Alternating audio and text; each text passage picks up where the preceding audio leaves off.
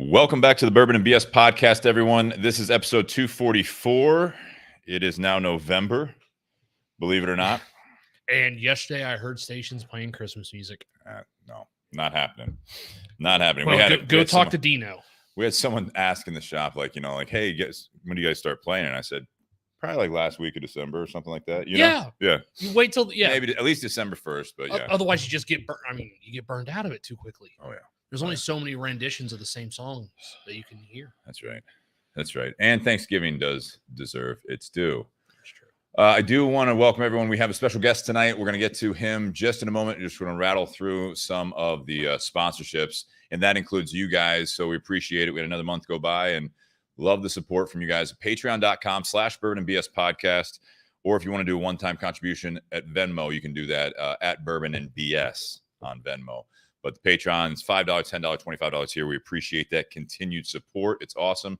Helps us pay the bills to do this and keep broadcasting you guys, especially the live crowd. We love that. And I am catching up. We just put the latest last week's episode on the audio. So that's good to get those back up and on there for you that are listening on the audio.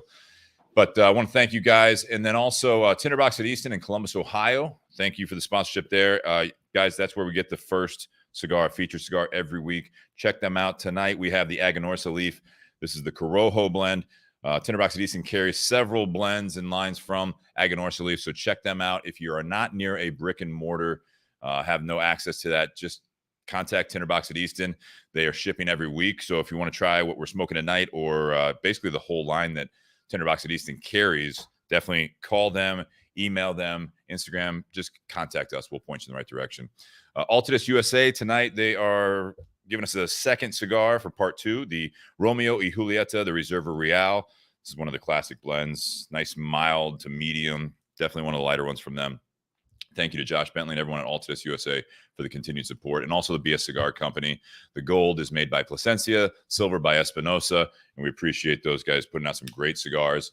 And check those out as well. I know Tinderbox at Easton carries those almost exclusively, but not exclusively anymore. But check them out if you are looking for those products. And then also what we're wearing tonight, like the hoodie that Nate's got on, buyjack.com/Bourbon and BS, or the 3/4 sleeves that I have, the BS Cigar Company 3/4 sleeves, and one of the shirts. What do you got? Podcast shirt. Pour one more, light up another. We'll figure this out together. The first set of shirts. OG. That's right. Nice. All right, without further ado, here is Terence Reilly from Aganorsa Leaf, bringing him on the screen. Terence, how you doing? No, just living the dream. Yourself? We are, you can call it a dream, I'm sure. Someone's dream. A nightmare is a dream too. So either way, it's true. Yeah. Sounds positive. No, we're good. It's been like where are you at right now? I'm in Miami.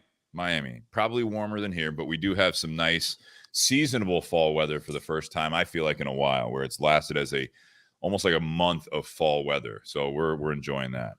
Fall's great, and that's the one thing I miss about the Northeast, or what you're in Midwest, I guess. But I mean, much same the same concept. Yeah. It's nice weather. Nice. The leaves change. Weather's nice. Yeah. You probably got annoyed when people from out of town came in just to see the leaves change. Yeah. Leaf peepers. You hate leaf peepers. Leafers. I was writing Aganorsa Leaf to share this, and I wrote Leafer. Thanks. Jesus. So, Terence. Yes, sir. Aganorsa Leaf. For those that are wondering, we're going to get to it, but we're going to focus a little bit more on the cigars tonight. We are drinking. If you guys were tuned in 2 weeks ago, we had the Pinhook Rye with the Aganorsa Leaf Maduros. So tonight we're doing the Pinhook Bourbon with the Aganorsa Leaf. You're doing something different. You've got a Weller Antique. I got some Weller. Yep, I got some Weller. Always a solid choice. But so yeah, we'll get to that momentarily. Terence, if you don't mind, just kind of do a quick interview process. Give us like your elevator speech or as much as you want as far as where you're at with Aganorsa Leaf, when you started, just a little bit of background for everyone, just so they get to know you. Well, so Terence Reilly is about as gringo name as you can have. Correct. But my uncle is actually a gentleman named Manuel Quesada, and Quesada cigars. That's how I got into the business. I worked with my uncle for many years, and after about 10 years working with him, I came to Aganorsa. And it's funny because you never know how life turns out. when I left Casada, when I left working with my uncle, I kind of didn't have a plan. I wasn't like I had a job going or something like that. And I was kind of like, let's see how it goes. And so I talked to a lot of different companies, and I had a friend that used to work for us at Aganorsa who actually went to high school with Eduardo Fernandez, is one of his best friends, who's the owner of Aganorsa. And he's like, Terence, I saw you left Aganorsa. Would you be interested in talking to us? And we really think that Aganorsa could use somebody, or at the time it was called Casa Fernandez. Casa Fernandez could really use somebody like you. So to be honest with you, just respect, I took the interview. I knew a lot of the people at Aganorsa, but not well. And it wasn't a relationship I had, and it wasn't a company I expected to end up at. But I kind of looked at them and I was like, man, these guys are growing tobacco. They're selling to people like Fuente and Padron and Oliva and Drew Estate and JC Newman and Altadis, who's a sponsor tonight, and all these companies. And then they were making cigars like Illusion and Foundation and Warped and Viaje and HVC and Black Star Lines and so many others. And then they had their own brands. They were vertically integrated, but their own brands didn't have as much cachet or renown or brand recognition. Right. And I kind of was like, wow, that's something I can help with. I can help with that. If the product's not good, I go to the factory a few times a year. I can't fix that. I can't fix logistical issues, but I can help spread awareness for a good brand. And so I ended up coming here, and they were at the right time too. A lot of times a company will hire somebody hoping to be exactly the same and just have a new person and it'd be better. And so I was kind of like, listen, if you hire me and we don't do things differently, we're not going to really get a good result here. So you're going to have to change. And they were very open to that. And so we changed the company from Casa Fernandez to Aganorsa and started working on brand recognition and a lot of other things, working with our retail partners. And it's been gangbusters. And in December, it'll be 5 years I've been with the company. Did they have this position before? Were you replacing someone, or was this an expansion thing? It was really more of I would say, expansion. They didn't really have somebody that did what I do. Again, they were not. It was a financially sound company. They did okay. They were selling cigars. They had a bunch of brands that were paying the bills and everything. But again, if you ask somebody like, number one, they'd be like, oh yeah, Casa Fernandez, that's great. They make the oval, AJ Fernandez. So there was some confusion with that. Definitely some confusion. And then JFR, oh, that's the same company. They just, I could play a recorder and you would be like, you would say the same thing everyone else said. And so it was kind of just like the territories didn't have reps. There was like 3 or 4 territories that there wasn't even a rep. And it just was kind of like their mentality had kind of been, we make all this money selling tobacco and make cigars for other people, and we have these brands and they do okay, and that's kind of how it was. And so I was brought in to kind of build brand awareness for the value. For me, the big selling point, it was kind of like, imagine like everyone knew Ashton and didn't know Fuente. That doesn't make any sense. Like it's like how can the brand you're making be better known than the brand that makes it, and so for me, that was something that I could help fix. I think it's interesting you brought up that example, because that kind of was. There's a lot of people still that we cross paths with that don't realize that Ashton is made by Fuente. Sure, they don't have it. Yeah, or Ashton's other half, the San Cristobal and the Pepin. Pepin, exactly. But that is something, because a lot of the ones, like I even will today, like someone says something about Illusione, and it's like, we have some of that, but we also have Aganorsa Leaf, who actually makes that for them. Plasencia, we talked about that when you were in the shop recently. Same thing. It's like all these powerhouses, like in you guys, what you're doing, it almost seemed like it was just like a hobby type thing. It was kind of like, we probably should put our name out there and make our own cigars and try it, but it wasn't really a focus. It doesn't seem like before you came in. I think also, traditionally speaking, the business, it's an old school business. And so the mentality used to always be, and in fact, like I remember talking to my uncle back in in the early 80s, late 70s, it was like there was the grower the tobacco broker, the factory, the distributor, the retailer, and the consumer. And there was no crossing of that. I remember my uncle said he would go to like, back then it was called RTDA, and we're called PCA now. And he would literally stand there next to the distributor, and the distributor would occasionally introduce him to a retailer and be like, "Oh, this is Manuel Quesada, the person that makes this brand." And the world has changed, and people on their phone can find out just about anything. And so there's this hesitation. I think Placencia, I worked with them for many years. They're great people. And with the older generation, it was kind of like, oh, well, we're making cigars for other people. We make our own brand. They're going to think we're keeping the good tobacco for ourselves, or we're not a good part. You will think that. Yeah, absolutely. Yeah. And that's just not the case. Like, I mean, like in our case, in Placencia's case, and all these companies, like for us, like we the factory, for all the brands we make, Illusion, everybody, it's only 15% of what we grow. 15%. Yeah. So, and everyone has their own palate. Like Dion Giolito from Illusion, he's an amazing blender. He goes to our tobacco. He picks out certain things that he likes. Kyle from Warped, Nick Melillo from Foundation. Like they find their own thing. So like my whole thing is that like we have this great leaf, we have this great tobacco, and we grow it on a large scale. So guys can find their profile within that range and create something unique and distinctive and really incredible. And we can have our own brands within that and not affect them at all. I always promote us as like, listen, if you're smoking Aganorsa, like you're going to have a certain experience, and that's, you know, whether it's Foundation or Warped or Illusion or whoever. And so like for me, like that's a more modern mentality. The old school mentality was more like, because again, remember in the 70s and 80s, it was really a dying business. I mean, it was like there's less and less smokers every year. Guys smoke the same thing over and over again. So it was kind of like, oh, if you come out with a brand, that means there's just, you know, the pie is being cut thinner. That's all it means.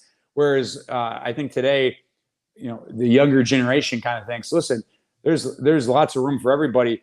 Our problems aren't other cigar companies. It's the guys that don't want us smoking, the guys that think cigars are no different than cigarettes. It's the people that, you know, that is the problem. It's not other cigar companies. So you think it is because there's enough to go around? You think that there's more consumers? Yeah, I think there's more consumers today, sir. I mean, there's no question there's more consumers today than there were back in, you know, the 70s and 80s. I mean, that's just a fact. And I also think that the mentality is just is different for this generation. Is that like, hey, let's put out a great product, let's be successful, and I want you to be successful too. Whether you make cigars with us or whether you make cigars with somebody else, if you're smoking cigars, you're on our team. You know, we want cigar smokers. You know. And I think that's the key thing. I don't think it's good for the industry to be like, oh, well, you're smoking XYZ brand. Well, you know, well, they suck, or that's bad, or you should be smoking us instead, or whatever it is. You know, for us, it's all about, we have a signature profile and a flavor, and we want you to smoke Aganorsa. But if you want to smoke something else, that's great too. I mean, that's not the enemy. The enemy is the guy that says, you know, there should be no smoking, or you shouldn't be able to smoke on a golf course or a beach, or industry as a whole, right? Exactly. Yeah, which we do have. I mean, that's definitely out there. But again, they're not typically going to be. Hopefully, they're not walking into cigar shops or, you know, going on any of these, you know, Facebook page groups or any of that stuff. You know, and saying all that stuff. They're unfortunately doing it just to Capitol Hill and all that stuff. But yeah, and you can also find, but I mean, let's say you want to find out about cigars. Like, I mean, let's say if you're in 1990, how do you find out anything about cigars? You'd have to go to a retailer. You'd hope the retailer would be kind enough to educate you and have the knowledge to educate you. Now, you can go online and Google, you know, cigars, and all sorts of information will come up. So everyone's an expert. Yeah, you have that. I mean, and there's pros. Yeah, there's pros and cons to that. But everyone's a tobacconist. Yeah, the pro is that you can learn a lot easily. At least get a lot of information easily, and so that's a huge advantage in a lot of ways. And so it allows us to put information out there in a lot of different venues, and whether it's social media or store events or whatever it is, and really reach more people than that was just impossible 30 years ago. Mm-hmm. Well, that's what, it used to be. You go in there and you have to rely on the tobacconist or whoever's working there, and you ask questions, and you don't know if they're telling you the truth or not. You know what I mean? That's just kind of like, yeah. I mean, like, where's this from? And you're like, oh, it's from Dominican Republic. And like, then they look at the band, and it's like, it says Nicaragua right there. Like, I don't understand, like, what's going on. Like, just now they are armed with a lot of information. As long as you do the research, you're going to learn about it kind of yourself. And to be fair, like also having good retail, like I was up with you a couple weeks ago. Like I come in, hey, let's have a cigar, let's have a coffee. We talked for a while. Like that's a great experience, right? Like I left there like, oh man, what a great bunch of guys, what a great time. Like and that's really important too. Where I think like the old school mentality was like come and buy something and leave. It was like. And so it was very transactional, and you didn't have the opportunity to kind of, what's special to me about this industry is that, like, again, like just as to use that example, I came in there, we haven't met, and Terence, sit down. Hey, you want a coffee? Let me get you a coffee. Let's have a cigar. Let's talk. That's an amazing thing, man. That's very rare today. I mean, like if you were at a bar and somebody was like, hey, what are you drinking there? Oh, is that bourbon? Hey, have you ever had an old fashioned? Let me buy you one. You'd be like, is this guy coming on to me or something? Which maybe. I mean, but like for cigars, that's a normal thing, and that's really a special thing that we have, and that really good retailers do and embrace. And I think that's a more recent concept. I think if you went to a cigar shop in 1984 or something like that, they'd be like, "What do you want?" And if you ask them any questions, they wouldn't be as helpful as they are today.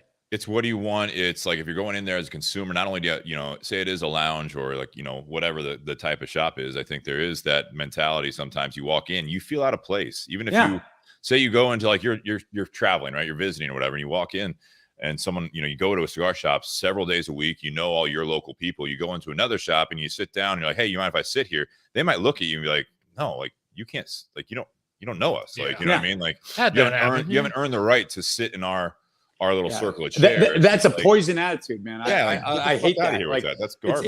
Again, think about the value of like a customer. Like let's say that guy, he's out of town, but he goes there once a month on business, and he comes in every month and smokes a couple cigars. I mean, again, that pays the light bill. I mean, and then he tells other people, he's like, you're going to Ohio. Well, you got to go see Tinderbox Easton. Like it's hard to like quantify that value, but it's there. And if you're consistent in how you treat people and how you interact with the consumer, like that builds over time. And that's what's beautiful about the industry is that you have that camaraderie and that you like cigars? Okay, well, you're okay in my book, Yeah, I like to think there's a little bit of that common bond, and maybe it is something to do. Like you say, years ago that wasn't really a thing as common as it is today, but it might be the fact that there's a lot of bourbon too. You're right. The bourbon industry is booming as well, but there's that we just experienced a cigar boom again. And I think throughout those, and now having the internet, tying in everything that kind of you said, you have all this, people are really interested in like the heritage, the tradition behind it. And I think that there's an appreciation for just the community. You have a common interest, it's like, and again, using just the two that we focus on, typically the bourbon world and the cigar world, you're going to have the snobs. You're going to have the people that, like they say, like, what do you smoke? And you can say anything. You can say Aganorsa Leaf. You can say Fuente, any of the brands you mentioned. And if they're boutique brand smokers or whatever, they're like, oh, you smoke Fuente? Like, oh, I smoked that like 10 years ago. Like, that's trash. Same, you're drinking Weller right now. Yeah. I mean, there are people still now today who are like, well, yeah, Weller was good like 10 years ago. It's like, it's still the same. You're like, well, I only buy like barrel picks and this, you know what I mean? Like you have that in both. And I think that's a little toxic because it's like, no, you're enjoying the same thing I'm enjoying and you can learn from each other. That's kind of the whole idea behind this show is that we do that in the beginning, then we talk about life and that's kind of where it goes. That's where we came up with the idea because you're exactly right. This type of community is not just a hobby for everyone. It's a lifestyle. It's part of their life, whatever you want to say. I mean, probably as well as a lot of the listeners out there, you go to a cigar shop enough, you start getting people's numbers, you start like calling them, hey, when are you heading up there? You know, like you text them or whatever, you get the groups going, like, hey, who wants to go up to the shop on Saturday to watch the game or whatever? And you get these friends that you never would have had if you didn't have this interest. Yeah, and I get like, I mean, I don't want to speak for you, but like I never, and this is really, it's so, I think common in this industry that we don't appreciate enough is that I never wake up on a Monday morning and go, oh, I got to go to work. You know, no, number one, there's no, like, we work weekends too. So there's not a big difference between Monday and Sunday, but like, it's an amazing thing to like go into a shop and interact with people. And again, it's everybody, like it's a beautiful thing is that like, there's no window shoppers. Like people come in your store. What's the sales rate? I mean, how many times does somebody come in and look for a cigar and leave without one? I mean, it's got to be rare. It's rare.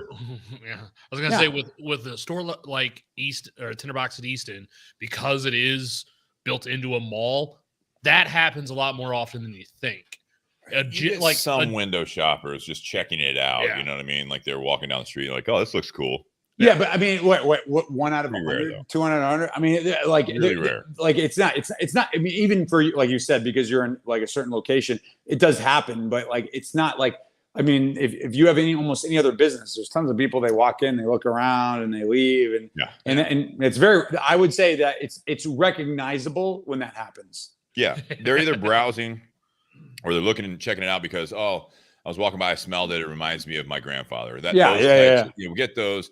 Or they just want to, I remember being a tinderbox, you know, I remember, you know, growing up and going to the mall and there was a tinderbox there and they had all these things in there and it's a little different now, but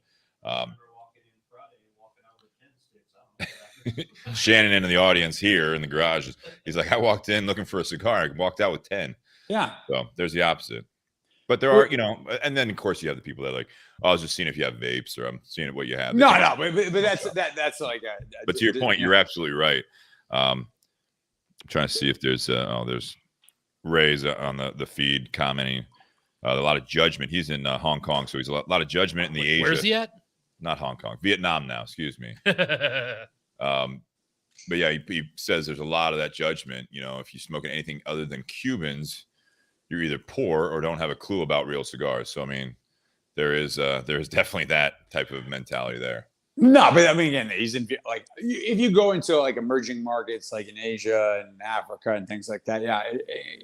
Again, it's like let's talk about like, you know, bourbon. It's like, oh yeah, like it's that combination of not wanting to be a snob and also like not wanting to like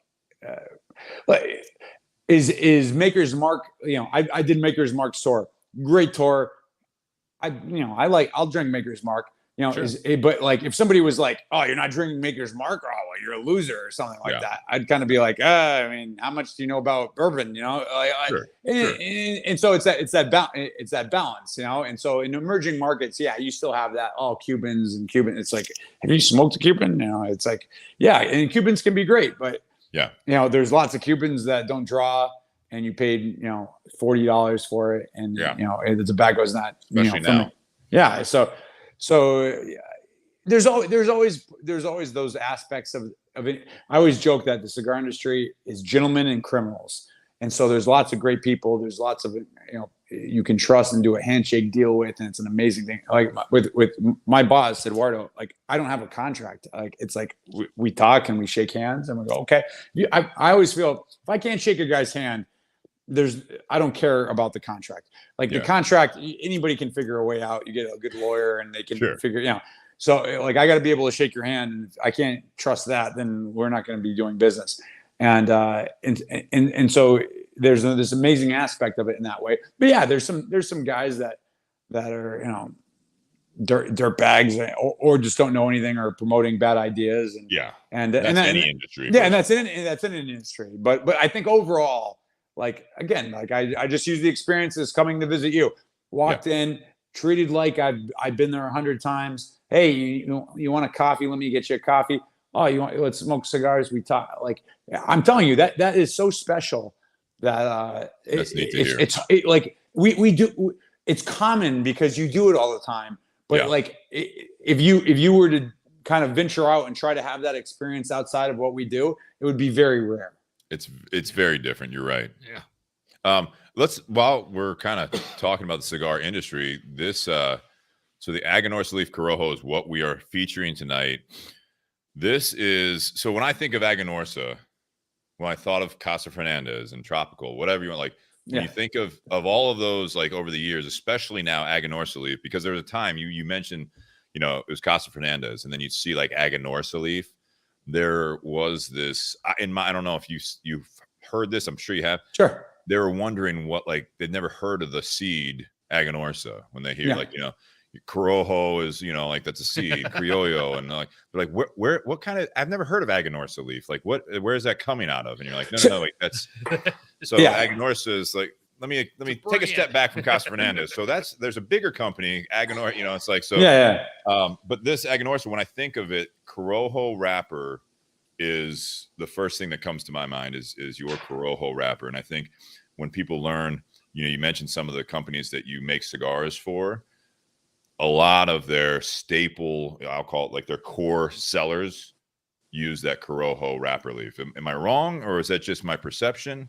So the people we make cigars for, there's a lot of the Corojo wrapper. So we sell 80% of what we grow, but like we don't sell wrapper. The wrapper is only for Illusion, the factory brands, Illusion Foundation, Warped, HUC, us, Black Star Line, so on and so forth.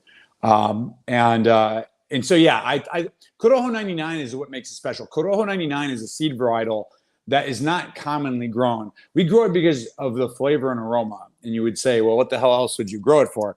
But like, it's the same thing with tomatoes. Like people grow tomatoes not because, this is the most flavorful tomato. They grow it because, okay, well, it doesn't ripen too fast or bruise too easily. So we can ship it from Miami to Ohio and we'll make more money. And so that's a big part of it. It's a business, and that's, you know, Corojo is not commercially as viable as other, Corojo 99 is not as commercially viable as other variants. But we love the flavor and the aroma. And because we grow on such a large scale, us and Plasencia are the largest growers in Nicaragua, we're able to be commercially viable with it. And it just has this a distinctive flavor. Like we do, which I would love to do. I mean, if I wish I hope you'll have me on again someday. Yeah, we'll do our Fuma experience, which you taste the two key components in all our tobaccos: Corojo 99, Criollo 98. Corojo 99 is in like all our blend. They're both in all our blends. Corojo 99 is distinctive to us. Very few people grow it, so that's more like Aganorsa specific. And Criollo 98 is kind of more quintessential Nicaraguan tobacco. So we're this kind of, you know, this synthesis of this like quintessential Nicaraguan tobacco and this distinctive Aganorsa tobacco, and that's what makes us special.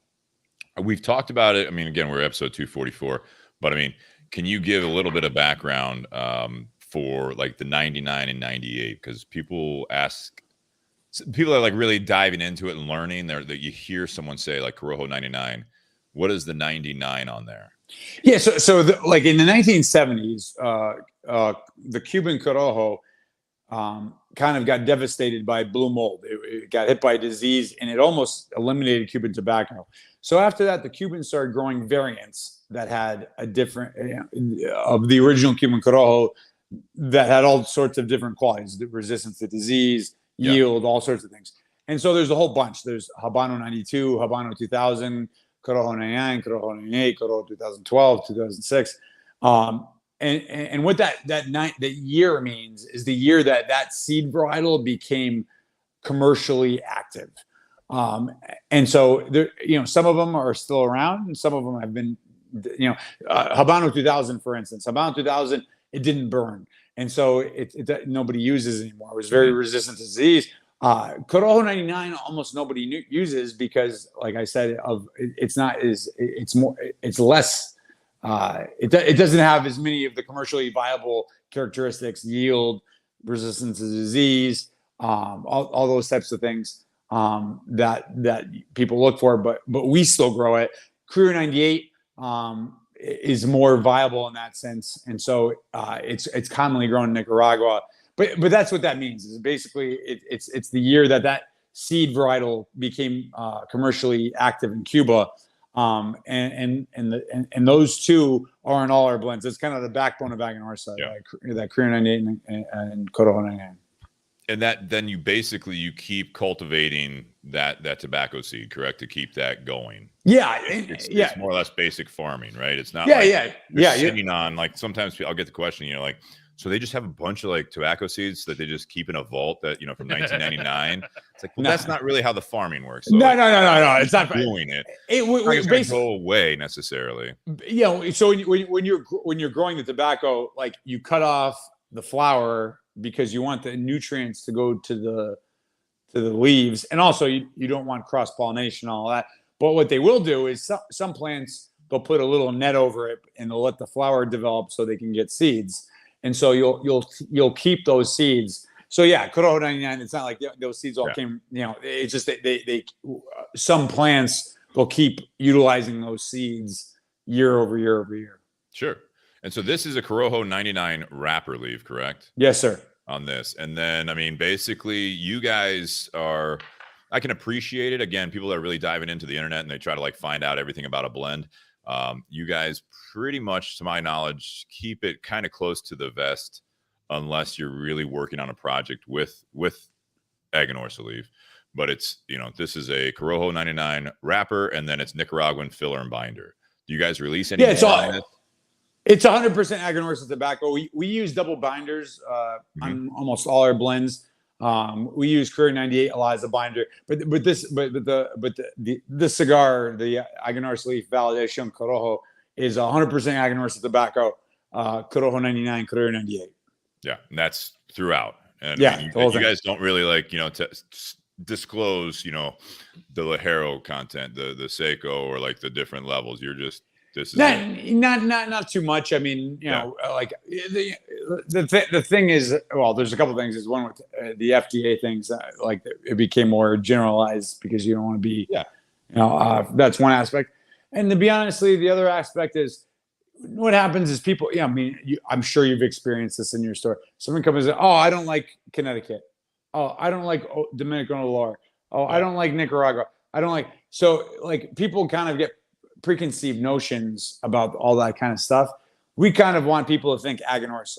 Like, again, if you look at Fuente, you think Fuente tells you all the blends and everything. No. They want you to think Fuente, And so, we want people to think Aganorsa as kind, which it does. I always kind of say that we're kind of like a bourbon bar, right?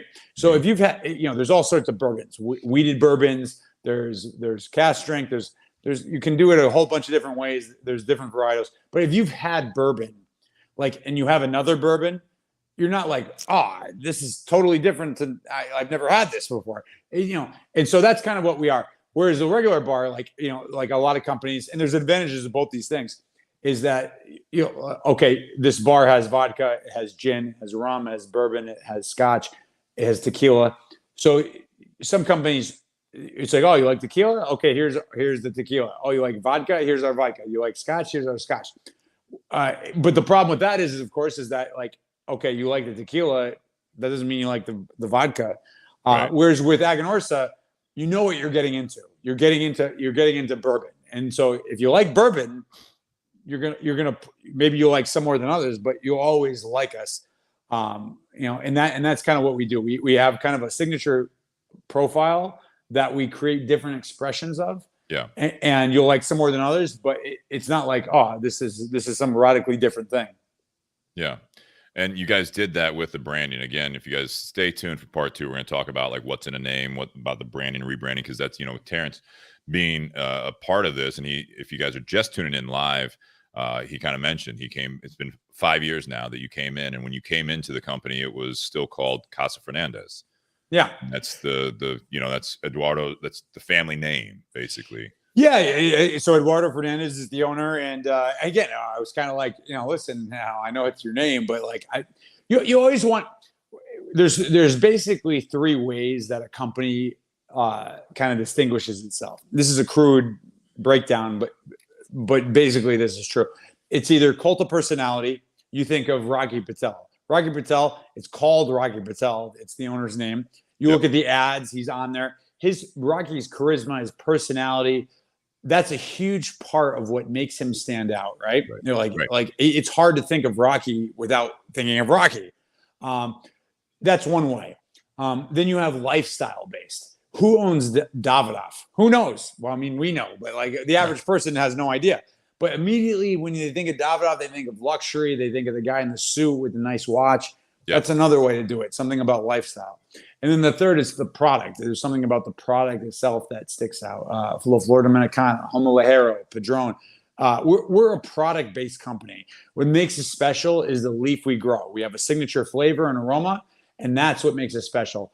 And so it made more sense to make that be the focus rather than Casa Fernandez, which was confusing with AJ, and which Eduardo, who is an incredible guy, super interesting story and background, and amazing person. I hope I'm 10% as successful as him in my life.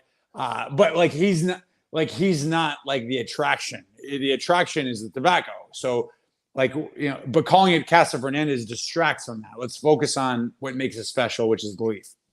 Yeah, and I think that's so. Aganorsa, what does that mean to those? That's, I believe, the company name, correct? Yeah, so it's if you think that's hard to say, Cubans love acronyms, and so it's Agrícola Ganadera Norteña S.A., which means basically farming and cattle company Nicaragua. It basically translates to that, and there's other parts of it. There's Eduardo, besides the tobacco, has pigs, cattle, hummus, all sorts of different other agricultural products. Huge agricultural operation. Yeah, I think it's the second largest private landowner in Nicaragua, behind Flor de Caña and rum. So it's a massive operation. And so the tobacco, which is a big part, but not the only part. Mm-hmm. Well, and you guys, so when you talk about this branding, for those Terence, can you hold yours up, the band? You have it in front of you? Just because you got to, there you go. I'm going to put you solo shot here for just a moment, if I can. Do it. So if you guys can see that, so at the top of it, first of all, it's a little blurry because it's still trying to focus on Terence there, which is fine because he's the featured guest. But you can see you got the arm holding, that's the tobacco leaf. You've got the bold Aganorsa leaf, and it's just beautifully, the detail of the band it's not captured necessarily on the video here, but we have it on we'll have it on the social media pages, or you can look it up, Aganorsa leaf. But a lot of intricate detail to it. The embossment is very crisp, everything like that. You've got the Aganorsa leaf. You said Nicaragua's on there. And then underneath that is the secondary band. So this is, you call it, what is it, the Validation series, right? Yeah, Validation Corojo. Let me see if I can do the box. Might be better. There we go. Yeah.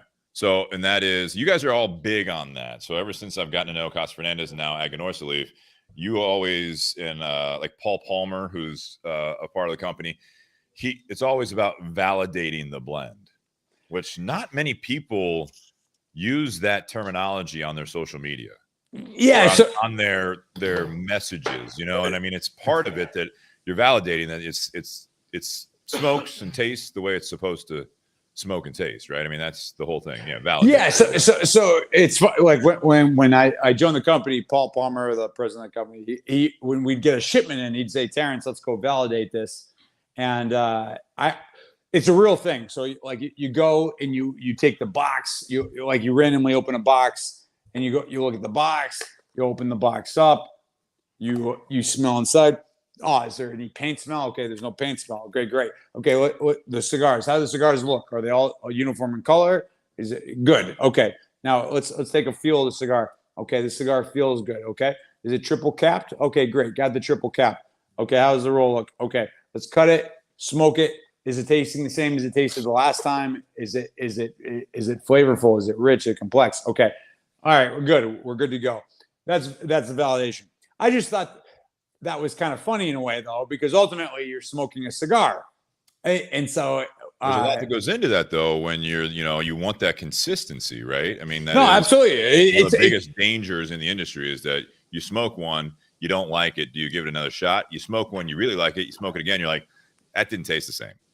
Yeah. So I always say it's better to be consistently average than be inconsistently great, and that's because. Again, it's like anything. You go in and you go by.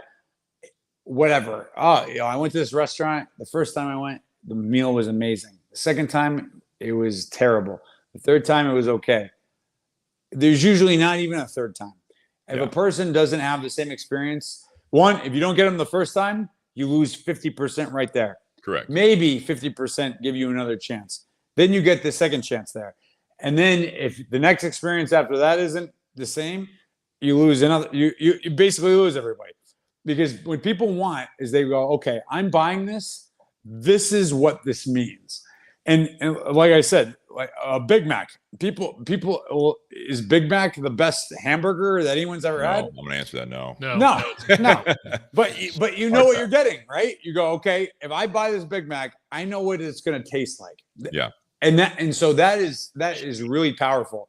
And so it's the same thing is that we do a lot of work to make sure that you're going to get the same experience over and over again.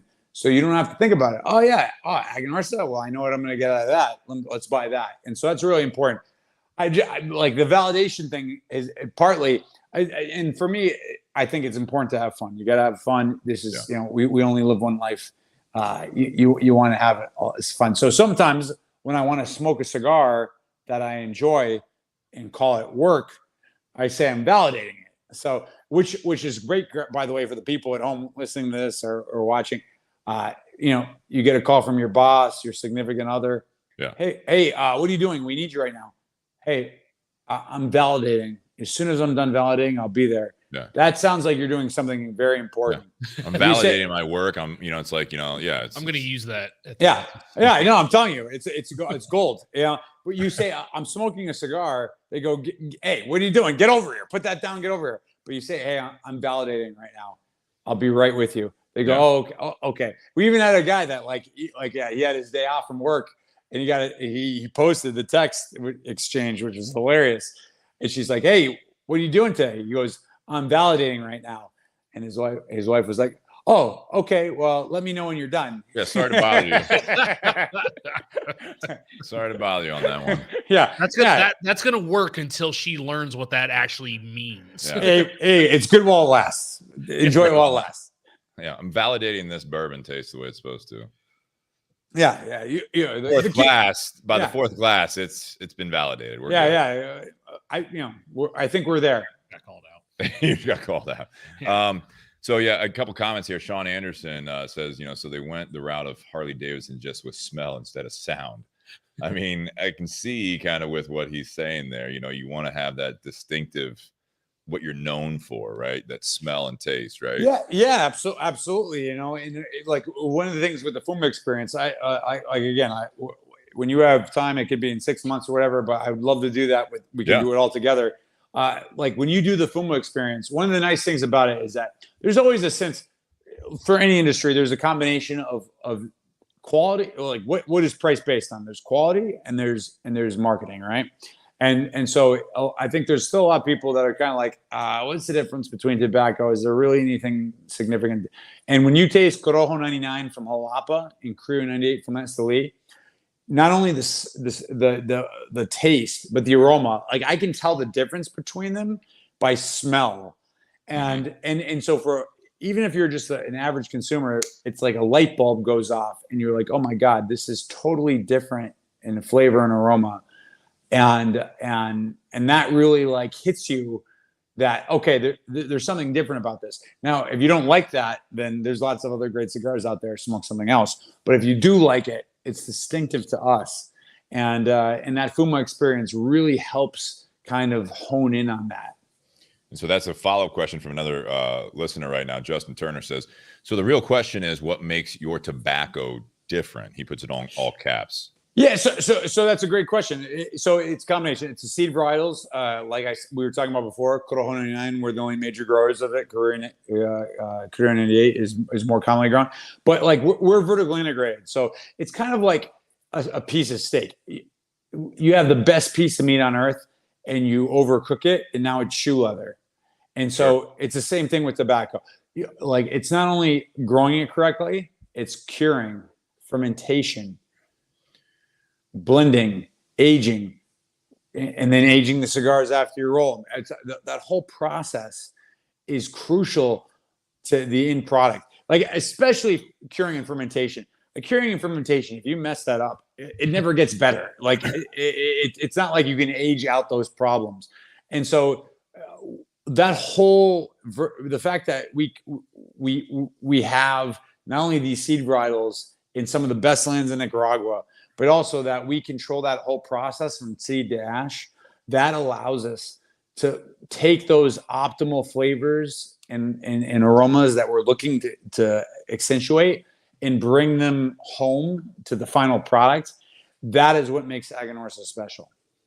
Yeah, it's the consistency. I mean, that vertical integration aspect of it is I think very important. There are other companies in the tobacco world that are also, they grow, they do all the steps, kind of the seed to ash. Sure. So I like the way that Justin asked that. He asked what makes it different, as opposed to what I think you might get when you talk about the company is what makes your cigars or what makes your tobacco better. Because again, it's the consistency. Yeah. So it doesn't mean that you're gonna like what we're smoking tonight. Like this is gonna be the best cigar you've ever had.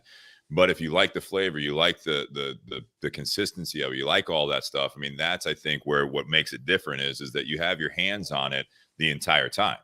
Yeah, you don't necessarily, like you said, hold on to the best tobacco, but you did say that the wrapper leaf is for you. Yeah. And wrapper leaf is some of the toughest to come by. And guys, de gustibus non disputandibus. Taste is taste. Like people tell me, like I've had people tell me, Swisher sweets, they're amazing. Okay, so taste is subjective. Correct. What we're saying is that like we have a flavor and aroma that's distinctive, and if you like it, you can't get anywhere else. Now, again, like there's, I'll use an example of some of Steve Saka's stuff, for instance. I think it's great. I love it. I think what he does is amazing. It doesn't taste anything like us. It doesn't taste anything like us. Yeah. So is he better? Are we better? Those are pointless questions. Like the whole point of our FUMA experience is to determine what you like. So many consumers are so based on like what other people think. What are ratings? Like if you again, you're a tobacconist, so you know when you go, okay, what are you looking for? You'll hear like, well, I'm not an expert. Immediately you hear this kind of like qualification that like I don't know what I'm talking about. I don't know. And it's like, listen, you're the one smoking it. If you enjoy it, it's good. And that's all that matters. So let's find something that you're gonna love. Let's find something that you think is great. And so that FUMA experience that we do is meant to kind of hone their palate so they're more confident in it. And they know that like, okay, I love Corojo 99. I love Aganorsa Corojo 99. Or Corojo 98. I love that more. Like what's in that? Or I hate Aganorsa. What else do you have? Whatever it is. Like we're not selling yachts. The idea here is to find the right consumer for our product. Just as for you. I mean, you could have a guy come in and sell him something that maybe is more money that he doesn't like. He never comes back. Right. Like, what'd you make? $10? I mean, who cares? Yeah. But like, if that guy gets a cigar that he hasn't had before that he loves, and you make him feel more confident in his palate, like now he goes, oh man, these guys are great. And then he comes back to you again and again and again. And what's that consumer's value who comes to you and buys a couple cigars every week for 10 years, And so that's how we look at it. We don't look at it as like, oh, we're the best or we're this. We have a distinctive profile. And if you like it, you can't find anywhere else. And if you don't, you know what? There's lots of great cigars out there. That's absolutely right. That's absolutely right. Just in a shop the size of like Tinderbox at Easton, small footprint, not the biggest selection, but I mean, still just looking at the main wall, you've got over 400 selections right there of different cigars. And I mean, to come in, I mean, you hear it a lot, like you said, like it'll be as open-ended as they'll look and they'll turn around to you and be like, so what do you suggest? And you're like, that's when you could have the experience and just be like, oh, have you had, like you mentioned earlier, like, well, if you're just starting out, you want something mild, like, let me show you the Davidoffs over here. You know what I mean? And it's like they're buying a $30 cigar. And it's like, well, is that the way you want to go? The other way that we like to go is, well, if you're just getting into it, we've got these sampler packs from a lot of the different companies, you know what I mean? And with that sampler pack, you got like a variety, mild, medium, full bodied. You might be able to get a little bit, and if it's a better deal. And, if you're willing to buy 4 or 5 or 6 cigars, now you can kind of hone in right out of the gate. It's like a taste test, but you're enjoying the cigar. Yeah. So that's a way to do it. That's something I learned. That's something I learned from Steve, because prior to working at Tinderbox, like I was one of those that was kind of in that mindset of someone who's starting out smoking cigars. You start them off with something mild.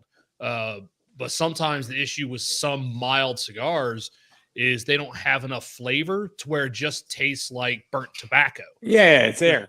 And so, you know, sometimes not everyone getting into it likes the taste of just burnt tobacco. So that's one of the things I learned from Steve is by doing the samplers, or at least recommending cigars other than just mild cigars, it gives that person a chance to actually explore different flavors that they might actually enjoy. Yeah, you know, it's funny too. Like you'll be like I can't tell how many times I've done an event. They're like, oh, I like mild cigars. I'll be like, okay. What do you like to drink? I like Lafroig. It's like, you like Lafroig, and like it's like maybe you should have more than a mild cigar, you know? Right.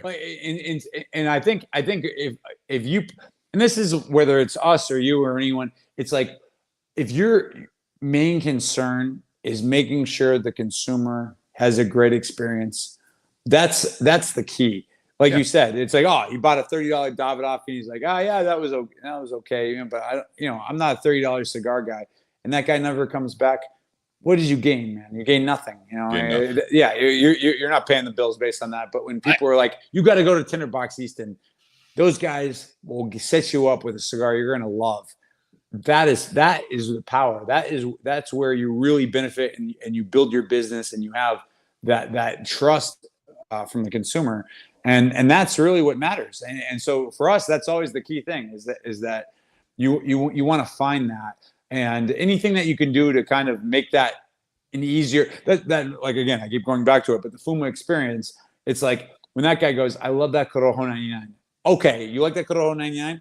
Well, the Aganorsa Leaf Corojo, that the wrapper, it's going to be Corojo dominant. You're going to get a lot of that Corojo flavor in that. Mm-hmm. That's going to be the cigar for you. And then they smoke it and they pick up those flavors and they go, okay, yeah, there's really something to this. And now I pick up that taste that I got from that individual Fuma, and they go, oh yeah, I went to Tinderbox Easton and they had this Fuma experience, and I learned all this stuff. Yeah. And again, he's telling other people about it, and that's the value, man. It's that. Well, I actually had a customer come in, what you had started to talk about there at the beginning. They came in, again, newer into cigar smoking, and they only wanted to get one cigar. But then as I'm getting ready to ring them out, he asks, hey, what's the most expensive cigar you have in the shop? And it just so happens to be right next to the counter. It's like, oh, this cigar right here, it's $37.95. And he goes, is it worth it? And I said, to you, probably not, because you're just starting out. Yeah. You probably don't have the palate yet to be able to understand why that cigar costs $38. So like eventually, yes, give it a shot. But for right now, if you're just now getting into it and you don't taste all the different nuances and different types of tobacco, you're going to look at that as a wasted cigar. Yeah, again, imagine, I never had a drink. Should I buy a bottle of Pappy Van Winkle on the secondary market? Yeah. I don't know. I mean, it's got to be the best because it's expensive, right? Yeah, exactly. It's like, I mean, is it bad? Is it bad? No, but is that really worth it for you or your experience? So, yeah, I always have a lot of appreciation for retail, because on my end, I get to go wherever I want, So if I go see Steve and Steve says, he treats me like dirt, I go, oh well, I can go somewhere else. You guys gotta deal with who comes in, and so we only treat you like shit if we know you well enough. You have to earn that right. Yeah. You're in the club when you're getting treated like garbage. That goes back to Ray's questions, why we never bought him coffee when he was in the shop. That's right. Because we liked him. Yeah. That's right. Yeah, exactly. That's how you know you're in. But yeah, it's that whole thing of finding like how do I create passion for the product? Really, that's always what we talk about, is that like passion for the product. If you look at any successful company in any business, there's passion for the product, and you do that by making sure that they really truly enjoy the experience. I agree completely.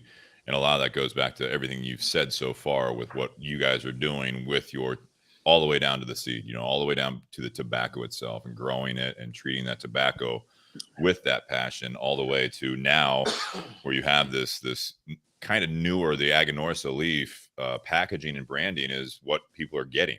You know, you might still see a Casa Fernandez product out on the shelves, depending on where you're at. But, you know, it's the same product, but now you've got this passion all the way to it. And I do like the marketing behind it with the arm, you know, the arm holding the tobacco, and the strength is in the leaf, right? That's the saying, right? That's the slogan. And we put that's the branding has become very predominant of the arm because, and again, I'm sure you guys experienced that during COVID. You'd have a guy call you, you know, because they couldn't come in the store or whatever the deal was at the time. And they'd go, "Hey, Steve, can I get that cigar I buy every day? Which one? It's on the left-hand side." Yeah, it's one with red on the label. Yeah, it's got red on the label. And the guy buys it every day, and he doesn't know the name of it. And it's probably it's blue. It's not even red, you know. It's like he doesn't even know it, and he smokes the thing every single day. So that's how powerful. Like people today are inundated with information and marketing and everything. And so it's like, how do you stand out? How do people remember you? And if a guy that's smoking a cigar every day doesn't even know what it's called or what it looks like, think how hard that is. And so for us, it was important that at least they can be like, "Hey, what the guy? You know, the band had an arm on it like this. You know, like that's distinctive. Oh, okay, you know, yeah, it's very distinctive." Yeah, so that was the idea behind that. It's to kind of like, you know, stand out and hopefully and like and also the other thing is working with our retail partners like you guys. I mean, to be honest with you, like, hey, what's this? The Aganorsa? What's this? If you go, "Oh yeah, I heard that's okay." Yeah. Compared to, "Oh yeah, I've had that. They use Corojo 99 tobacco. It's got this distinctive flavor. It's really rich and flavorful and balanced." Like now again. Both those things could potentially be true, but like which one? Like the first one, you go, "Yeah, maybe I'll go buy my regular cigar." The second one, you go, "Oh, maybe I have to try this." You know? Yeah, and it does have that branding again across those. The tinderbox at Easton, they carry the Corojo, the Habano, and the Maduro of this the validation series. And I did have an experience just really briefly where guy travels, comes in a couple times a year. I recognize him. Maybe 4 times a year, he pops in the shop, and sure enough, he's like, "What do you have that I haven't had?" I asked him, "What have you been enjoying?" And he said, "Illusion." And I said, "Okay, well, we do have, you know, some of the original documents. You've had those." He's like, "Yeah, what else?" And I said, "Well, have you had Aganorsa Leaf?" And he hadn't heard of it really. And I said, "Well, that's who makes it, the Illusion." And I said, "Which ones do you like?" He told me, and I said, "Well, why don't you try? You're in the mood for a little bit fuller body, you know, a little." I said, "Why don't you try the Maduro?"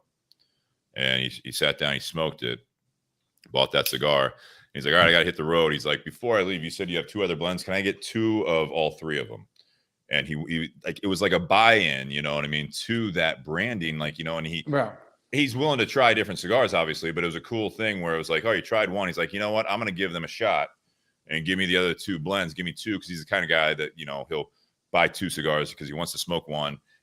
Likes it, doesn't like it, he's going to smoke it again just to make sure that it wasn't something he ate that day, some, you know, the mood he was in, one of those things. But it was kind of cool to see that the branding does do well in that way. And I'll tell you right now, that's you're old enough. You remember the never-ending story from the okay. Remember the kid had to like name the princess or the Narnia. Yeah. It seems like a simple thing, right? It seems like this very tiny, simple thing. The guy almost killed Narnia or wherever it was that came down to a single grain of sand or whatever it was. He's just not a good listener. Yeah, he's not a good listener. Like the point is that like what you did there is how we live. Right. That is the crucial. That's what all my job is to try to give the information and the passion and everything and the tools where you feel confident to make that recommendation because that is how we live. That guy would have never tried Aganorsa if you hadn't done that. And so like it seems like this small thing or simple thing. It's literally how we live. And so that's really the crucial thing about this is that a guy comes into a store. He's, "Oh, have you had?" You like, and again, like you said, like honestly, you said you like the Illusion. Okay, so this is the same. But if you say, "Oh, I love Macanudo," I don't know if that's the right recommendation. But like you said, okay, you like this. Well, try this. Yep. And he bought it, he smoked it, and he bought more. And we'll see. And again, then that's on us. That's on our part to make sure that he really enjoys the product and everything else.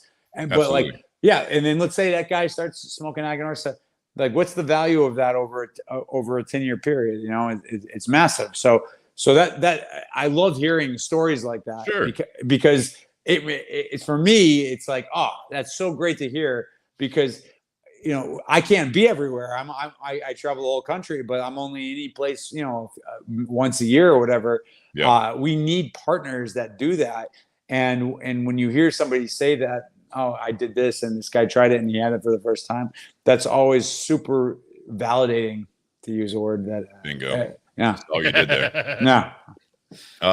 So Drink. I don't know how long we have you, but if we can round out part one and at least have you for a little bit of part two. Sure. Absolutely. All right. Yeah. Pour another drink. We should be good for a little while now. Yeah.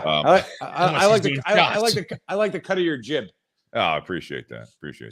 But we'll round out. We didn't really talk much about the Pinhook bourbon. If we go into, we end part one every week with a rating, like a lot of shows, but we do it, I'd say, just slightly different, but we give 3 different ratings. If you're in the garage, if you're in town, we plan it ahead of time. We'd love to have you in the garage. Maybe not during the winter, because it is tough for some of our guests when we're in a garage. This is the studio, so it gets a little chilly in here, but we make it work. But we'll try to get you in here based on your travel schedule. But we do, it's out of 10. 10 out of 10 is the best, right? And it's the whiskey, the cigar, and the third rating is the pairing. You're not having this whiskey with us, but Nate, just a quick brief summary of this. If you guys want to hear more about Pinhook, we did talk about it a bit more 2 weeks ago to get a little bit of the kind of what their brand is about. But we had the Rye Money last time, which was their rye. They're kind of their everyday rye. This is their everyday bourbon, and this is called the Bourbondini, right? If you want to give just like the mash bill real quick, Nate, if you have it written down, I believe. So the mash bill on this is 75% corn, 15% rye, 10% malted barley. It's aged at least 3 years. People that remember from a couple weeks ago, this is coming out of the Castle and Key distillery. This one is going to be at 100 proof, whereas the rye that we had a couple weeks ago was 99, so close on that. Yeah, so this is 3, and I took the first sip. Well, we both took a pre-show sip before lighting up the cigar, and definitely got some of that young flavor on the finish of it. And it says 3, right? You said 3 years? 3. It's aged at least 3, or on their website it says 3+. But yeah, so it is going to be a younger whiskey. They also do another version of this that they call the high proof. It's still called Bourbondini, but it's more of a purple label, and that one's like 116 proof. Okay. So this one's obviously proofed down just a little bit to 100. We went over it a little bit. Like, so the Bourbondini, it's named after an actual horse. Are you familiar with this, Terence? Pinhook? I'm familiar with Pinhook. They're out in New Orleans or something, aren't they? They're what? New Orleans? No, actually, these guys are. So it's distilled at the Castle and Key in Frankfurt, Castle and Key Distillery. Yeah, but where's the company based? Crestwood, I believe, Kentucky. Yeah. Okay. No, I've had Pinhook. It's a very good. Yeah, they do something different every year. So they put this is the 2022, right? So they, even on the back it says every year Pinhook releases new bourbons and ryes that showcase the best attributes of our barrels. So they do the barrel selection, the blending, and so they try to, every year it's going to be a little bit different, and they name each of them after an actual horse, a racing horse, and then they put the statistics of that horse on that bottle. So every year it's a different horse, and they put a picture of it. You know, it's on the label. Kind of a cool idea that every year you're going to get something different. Yeah, and I think the picture that they use is the same as the picture on their website. Yeah, just it is. It's on their label. On their label, it looks more like a pencil drawing. Yeah. So what? I was going to say, if you want to say more about that, but I would say we could go into the ratings. Yeah. Here. So my rating before I lit up the cigar on this, you said it's a little young. Tastes a little young, but it wasn't bad. I give the whiskey a 7. I mean, how many years? Do you know how old it is? It's aged at least 3 years. It's 3 years. Yeah. Bourbon. And 2 is the minimum. So yeah. What was the just under 40? So depending on where you find it, I mean, in the state of Ohio, which state of Ohio is it's mandated pricing, right? Ohio controlled, and so it is $37.99. Okay, but it's still not all that easy to find, right? There's not a huge secondary market for their everyday stuff, so it's not like you're going to get it online. It'll be jacked up. You should be able to find it for a reasonable price. Yeah, but it is still limited. Yeah, I've seen some other online retailers where this has been like in the 40s, maybe low 50s. Yeah. So, but yeah, it depends on Seems reasonable. Do what? Seems reasonable. Yeah. They're not charging double. Yeah. On the cigar, I will say I of the three that the tinderbox carries, the Corojo is probably my favorite one. It's a solid cigar. I'd call it medium body. Got a nice little earthiness, little nuttiness to it. You have a little spice at all? Like a hint? No, not really. No. Through the nose, you rush your hill? The nose, yeah. There's a little on the nose. A little. There's a little, not the spice through the nose is more like the baking spices, not the pepper. Yeah, no, it's not pepper. Yeah, I agree. Not pepper. I wouldn't say it's peppery. Yeah, it's more of a baking spice than it is. Yeah. All right, we're in agreement there. All right. I got that one right on the spot. All right. No. It's true. We don't have that kind of aggressive spice. It's more of a baking spice. So what would you rate the cigar? I give the cigar an 8. It's a very solid everyday type of smoke. You know what you're gonna, as you alluded to over and over, Terrence, like you know what you're gonna get. It's not the kind of cigar that's gonna blow me away. It's just consistently good every time. Yeah. So whiskey an 8, or whiskey is 7, cigar an 8.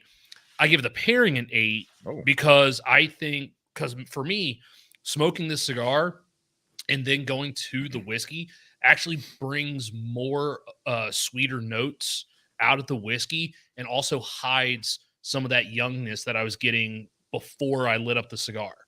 So for me, the cigar makes this particular whiskey better. A little bit better. And I think we said the same thing a couple weeks ago when we did the Maduro. I think so, if I recall.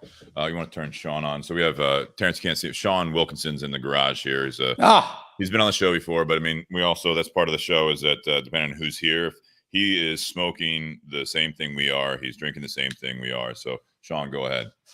I will give the cigar an 8 as well. Mine's a little tight, which is, it happens. I'm not overly upset about it. It's like I like to be able to get a draw and get a good, puff of smoke in my mouth. And it seems like it's hard to do, but the flavor is good. I really enjoyed the Maduro from a few weeks ago. That was awesome. Yeah, I really enjoyed that one. But this one an 8. I'd like to try another one and see if it doesn't have as. Is it still a little tight right now? Yeah, use that. No, he's not gonna be able to catch it. He's also on the mic, man. All right, get that. He can focus. He can focus on the ratings. That's fine. Sorry, you can get that later. Sorry.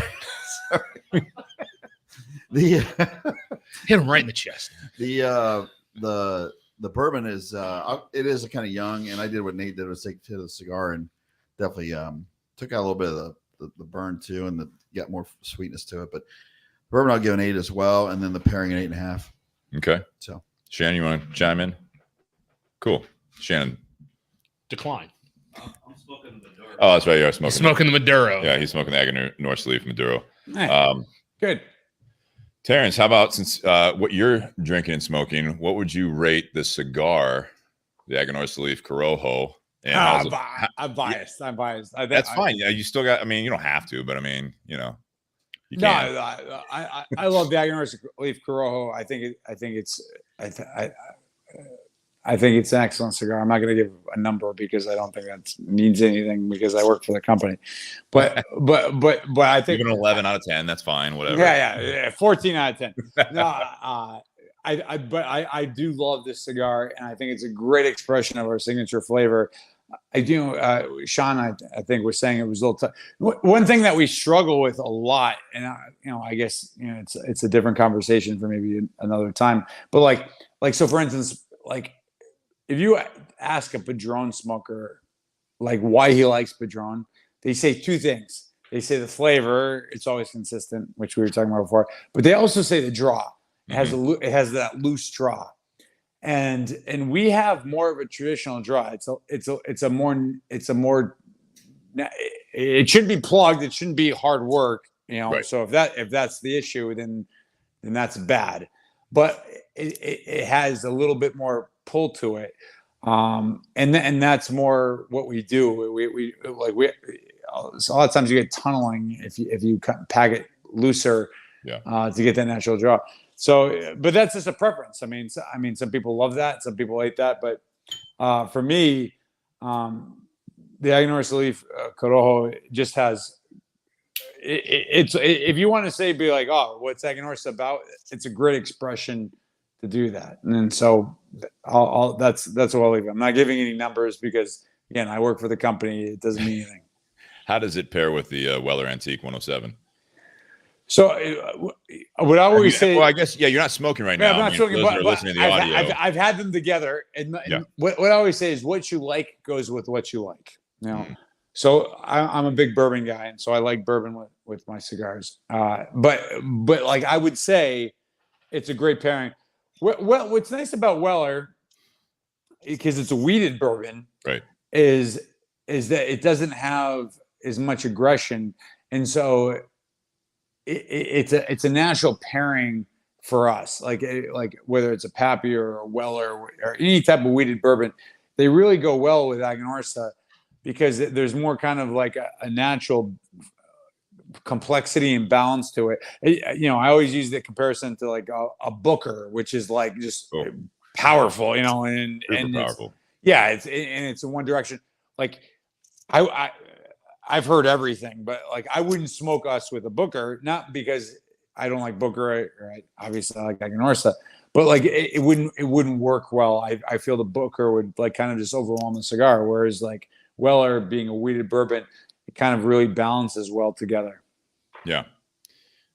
Yeah. I mean, I'm a big fan of the Antique 107. Not a huge fan of the Special Reserve. That's just always been my thing. I don't know. Like a lot of people love that green label. Yeah, it's not my thing. Let me tell you a funny story about the green label. Sure. Like this shows you how the bourbon industry has changed. Like when we do our Aganorsa experience events with the Fumas and everything we were talking about, like a lot of times, depending on the state and the law, like we'll buy a bottle of bourbon and we'll bring it to the event. And I would go to Texas and I wouldn't buy the Weller Green because you'd walk in and as soon as you walked in, there was literally like a pyramid of it. Yeah. Right there. And I didn't want people to think that I bought the first thing that I saw. Yeah. And now you can't even find it. Right. I mean, that shows you how crazy things have changed because like if I walked into an event now with Weller Green, people would be like, oh my God, where'd you find it? Whereas like 5-6 years ago, literally, if I walked in with that, they'd be like, "Oh, this guy just bought the first thing he saw when he walked in the liquor store." Plus, it's cheap, and he's just got the $20-some bottle. He's not trying to impress us. Yeah, absolutely. That I'm telling you, that's exactly the reason we didn't do it. Oh, how times have changed. Yeah, for sure. For me, the whiskey, it's I guess. The whole Pinhook thing, I expect a lot from it. I think when I first, it's been a while. The show was gifted a bottle of it was a 6-year rye, if I'm not mistaken. Is that right? I think it was a rye. You remember? Mm-hmm. It's been a long time, and I was really impressed by it. And so when these started showing up in Ohio, again, 2 weeks ago, I walked in and there was one bottle left of their everyday rye. So I bought that for the show, and we had that. It's not that I wasn't impressed. I'm also, like we were talking about price with the Weller, I'm not expecting to be absolutely blown away by a $40 bottle of whiskey anymore. It's just not the case. Yeah. It's, $37.99. You see it on there. Like that was one of the charms of the Weller stuff, the Buffalo Trace, those products that were in the $20 to $30 to $40 range. You're drinking it, and a lot of people were blown away by it, right? Even like a bottle of Blanton's.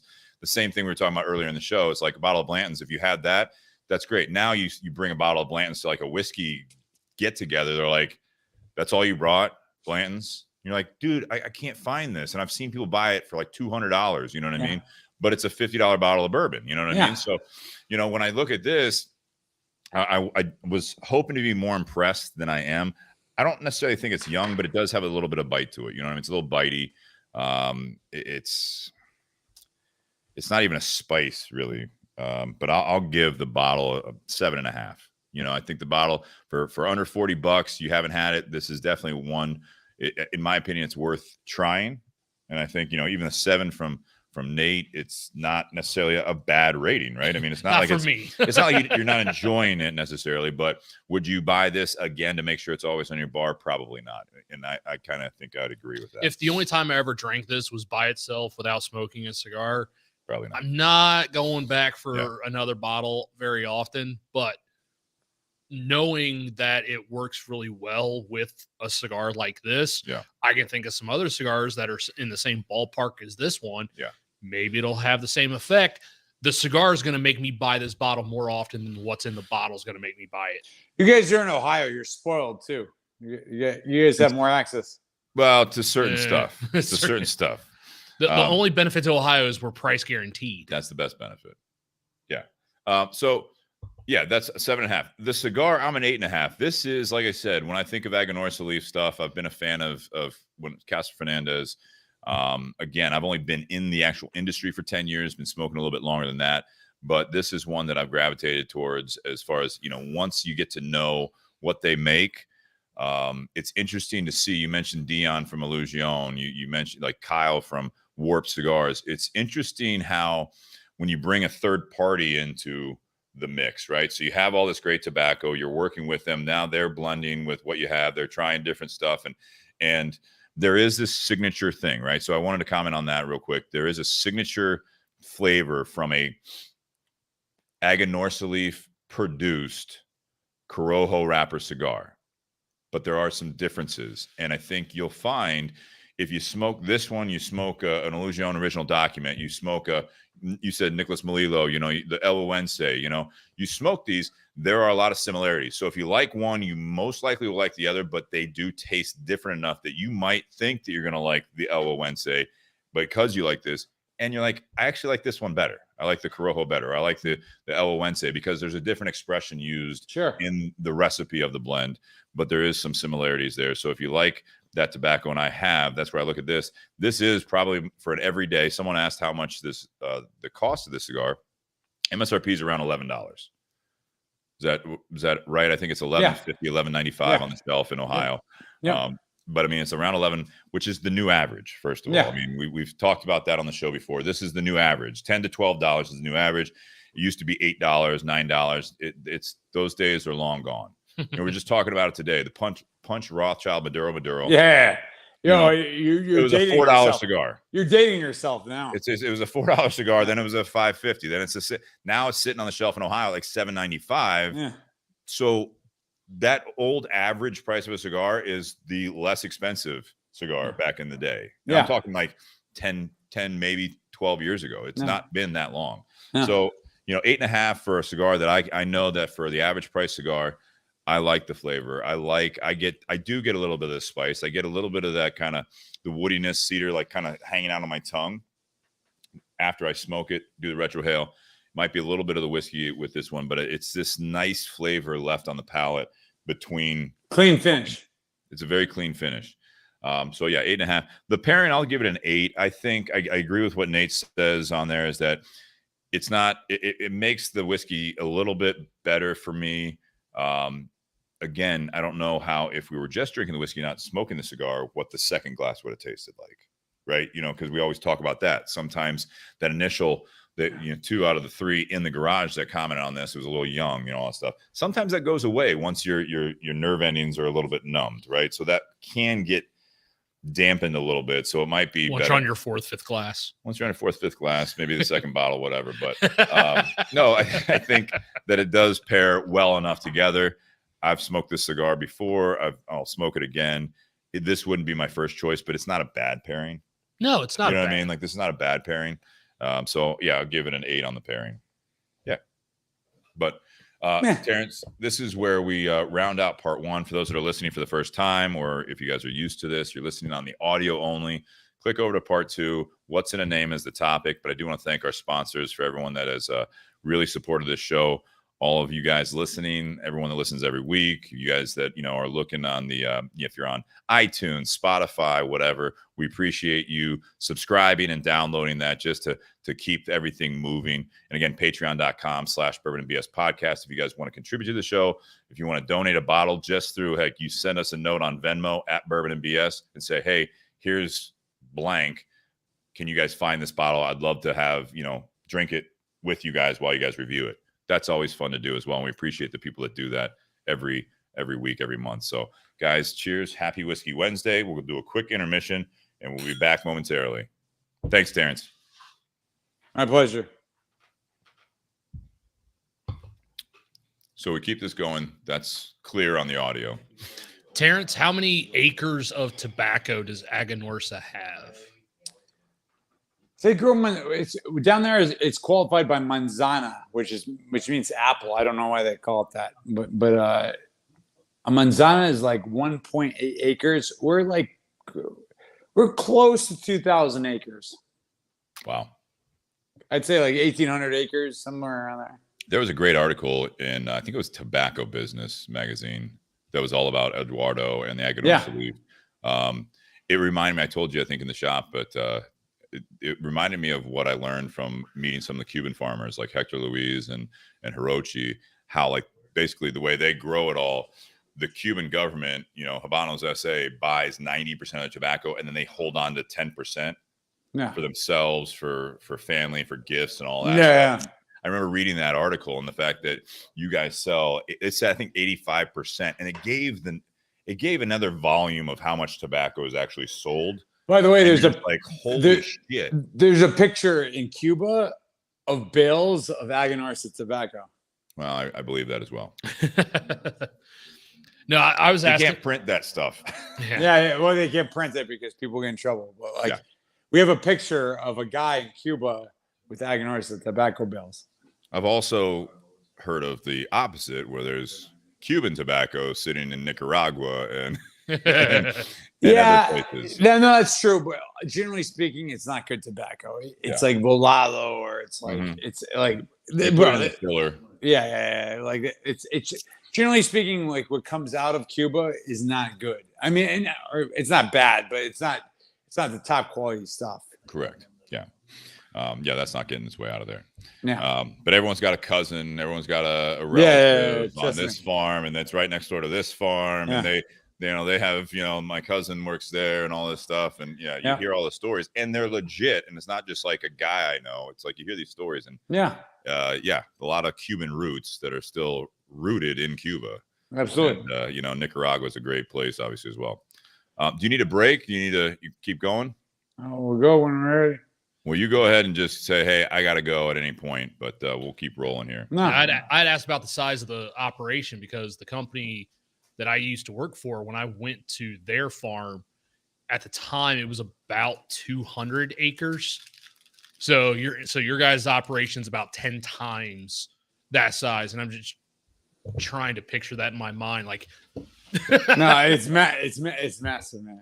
It's huge. Yeah. And again, just to imagine that is the tobacco side of the agriculture project that they have going on down there. Yeah. There's pigs, cattle. It's amazing. It's huge. But the company that I used to work for, even with 200 acres, given the number of farm hands that were there, the people that are working actually, in the factory that are sorting tobacco, working in the fermentation room, and then the rollers and all that stuff. Like, I think how many people work for that company that has 1/10 the amount of tobacco that you guys have. Yeah. Yeah. It's a lot. All right. You guys ready? I'm ready when you are. All right. Quick moment of silence so I can find it on the audio when I split this. Welcome back to the Bourbon and BS podcast, everyone. This is episode 244, part 2, Beyond the BS. Real smooth, Shannon. Real smooth. We had someone just leave the studio audience there gracefully. Tonight we have Terence Reilly from Aganorsa Leaf. If you guys are just listening and you get to the, if you're on a podcast and you click on part 2 first, if you guys click back to part 1 of 244, we talk a lot about Aganorsa Leaf. We were smoking we're still finishing up here, the Aganorsa Leaf Corojo. And we're going to be moving on to the Romeo y Julieta Reserva Real, which thanks to our sponsor, Altadis USA, for that second cigar tonight. Great cigars, obviously, and this is one of their staple ones. That Reserva Real is just one of their powerhouse blends. Not their number one selling SKU, but it's definitely up there.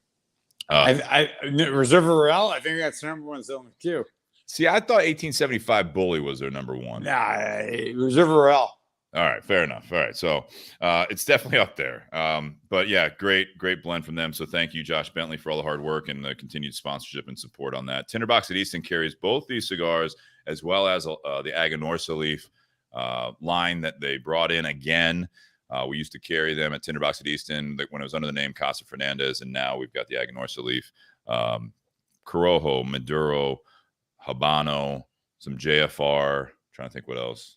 But yeah, it's definitely got reintroduced, and I think that's part of what we're talking about in part 2 here. I have it titled as "What's in a Name," and we're talking about branding. And having Terence on, we try to. I appreciate you sticking around for a little bit here. Is we want to have a life topic that's kind of relevant, and with this from the business side, when Terence on here, obviously we'll talk about that a lot with the business side, the career side, all the things you're doing.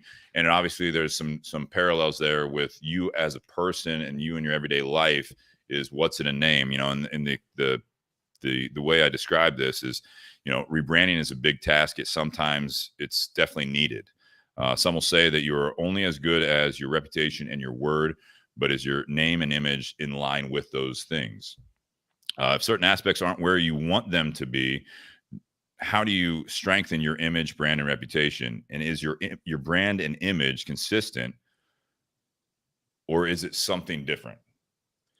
No, you try. I mean, again, like at the end of the day, it's so you have an image and you have who you are, and so the key is to have those two things match. There's nothing worse than you go into a place. So one is you've got to get them in, right? The best cigar you've never heard of is one you don't smoke. So you have to get the guy to try your product. But then you got to meet expectations.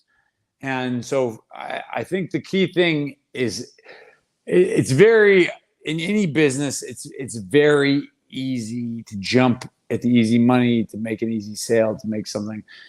But what you want is you want to get the guy to try your cigar because he heard, Aganorsa, I heard that's good. Okay, so you've done step one right. He has a positive perception of your product. And then 2, he smokes it and he goes, oh man, this is incredible. This is a great cigar. So then you have part 2 right. And so that's the combo, is that you have to set expectations, you have to build brand awareness, but then you have to fulfill that so that not only do they enjoy it, they come back to it and they tell other people about it. Yeah. And I think with the rebranding part of it, like with you, it's not just the rebranding, but the brand, right? The consistency is in business, I think first and foremost, and I think this is also everyday life, is it's the product. The whole reason that you're in business, that you have an image, the branding, being consistent, you can, it's all like with the business side, first impressions, you know what I mean? They look at it, they're like, oh, that's a good looking band. They look like they know what they're doing. This doesn't look like a bundled or a cheap product. You know what I mean? This is not just something, but it comes down to it. It's the same thing with bourbon. It's the same thing with your character, right? It's you can portray an image that this is super high end. Then they light up the cigar and they're like, this is terrible. This is in the cigar world, this is short filler. It's flaking off. It's plugged. I'll try another one. This one's plugged. The bourbon side of it, it's like you have this beautiful label. You have everything looks legit, and you're like, gas. Yeah. And you crack the bottle, you pour a glass, you're like, holy shit, I paid 40, 50, 70, 80, 90, whatever it is. I paid for this, and this is garbage. You're not going to buy it again, right? So your image and your branding can be amazing. Your first impression, the way you carry yourself, you do all that stuff, that's great. But when you get down to what's inside, now you realize, is this actually something that I want to buy again? Is this someone that I want to have work for me? Is this someone that I want to spend time with? Is this, from the point of like the Casa Fernandez side of it, it's like you didn't change the blends. You just looked at it, you're like, we have a good product. We have a good core to what we're doing, but like, why are we rebranding? Why are we doing this? And it was exactly that. Okay, like they're gonna enjoy it if they smoke it. How do they smoke it? How do they learn about it? How do they hear about it? Why would they try it? Like those are all. I mean, those are crucial things. You have to have the guy be able to go in the humidor, which there's tons of cigars, tons. I mean, would you say you have 400 facings? We have on the main wall, there's about 450 facings, and that's just on the main wall. So I'd say SKU wise, you're looking at 500 to 600 SKUs. 500 to 600 SKUs. That guy could come in every day and smoke a different cigar, and in 2 years not smoke the same thing. Yeah, because we change it out too. Yeah, and then there's mixing. So right there, look at that challenge. Look at that challenge. How do you get that guy? So one, you got to get his attention. He's got to be able to see. He's got to see that arm. You go, oh, Aganorsa? Oh, the arm? Okay, that means something to me. Yeah. So you have to have that. And then he has to try the product, and it has to be right for him. And again, that sounds like, 1-2 step or whatever. Listen, we'd all be rich if that was easy. I mean, it's a hard thing to do. You have to get people to recognize you, and then you have to get people to buy it. And so we spend a lot of time trying to figure out how to make that as easy as possible. How do you make sure that when that guy goes in there, he's more likely to select your cigar and then see it? It's a 3-part process: brand recognition, brand understanding, brand passion. So he's got to see it and go, oh, Aganorsa, I know what that is. Oh, Aganorsa means XYZ. Oh, it's a Nicaraguan company. They have a signature flavor of Corojo. I love that. That's the process. So you said to me when we were chatting it was about 2-3 weeks ago, when you came in, right, it was under the Casa Fernandez name. You were brought in kind of a sounds like a kind of made up position for the company. Like there's a need here. And they went kind of all in by saying, all right, we need someone to be able to kind of spearhead this project of where this company is headed. And there's, obviously you guys rebranded. Was that part of when you got into the company, when you had this mission of trying to grow a brand? Was it already established that you're going to rebrand it, or was that within kind of learning about where they were at? And no, I definitely right away was like, you have to change this. This doesn't make it's like, I'm so confused by what, like, you have 6 different names: Aganorsa, Casa Fernandez, Tropical Tobacco, Taps. I mean, it was like super confusing. Yeah. I would say that my original plan was to do it more gradually, but Dion Dion Giolito from Illusion and Nick Melillo, they both were kind of like, you should do it faster, which was great for me. But like you have to, again, it's not easy. Like when you rebrand it, it's not like you just call yourself something new. It's like you have envelopes that you have to change. You have email addresses that you have to change. The nuts and bolts side of it. Yeah. It's business cards. Business. Exactly. Got a great business card, by the way. That black with the gold leaf. Yeah, thank you. Bad.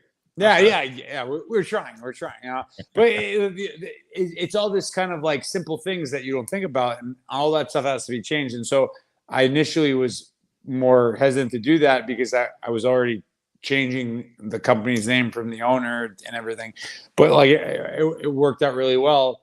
And again, the key thing is that you have to have that ability for the consumer to come in.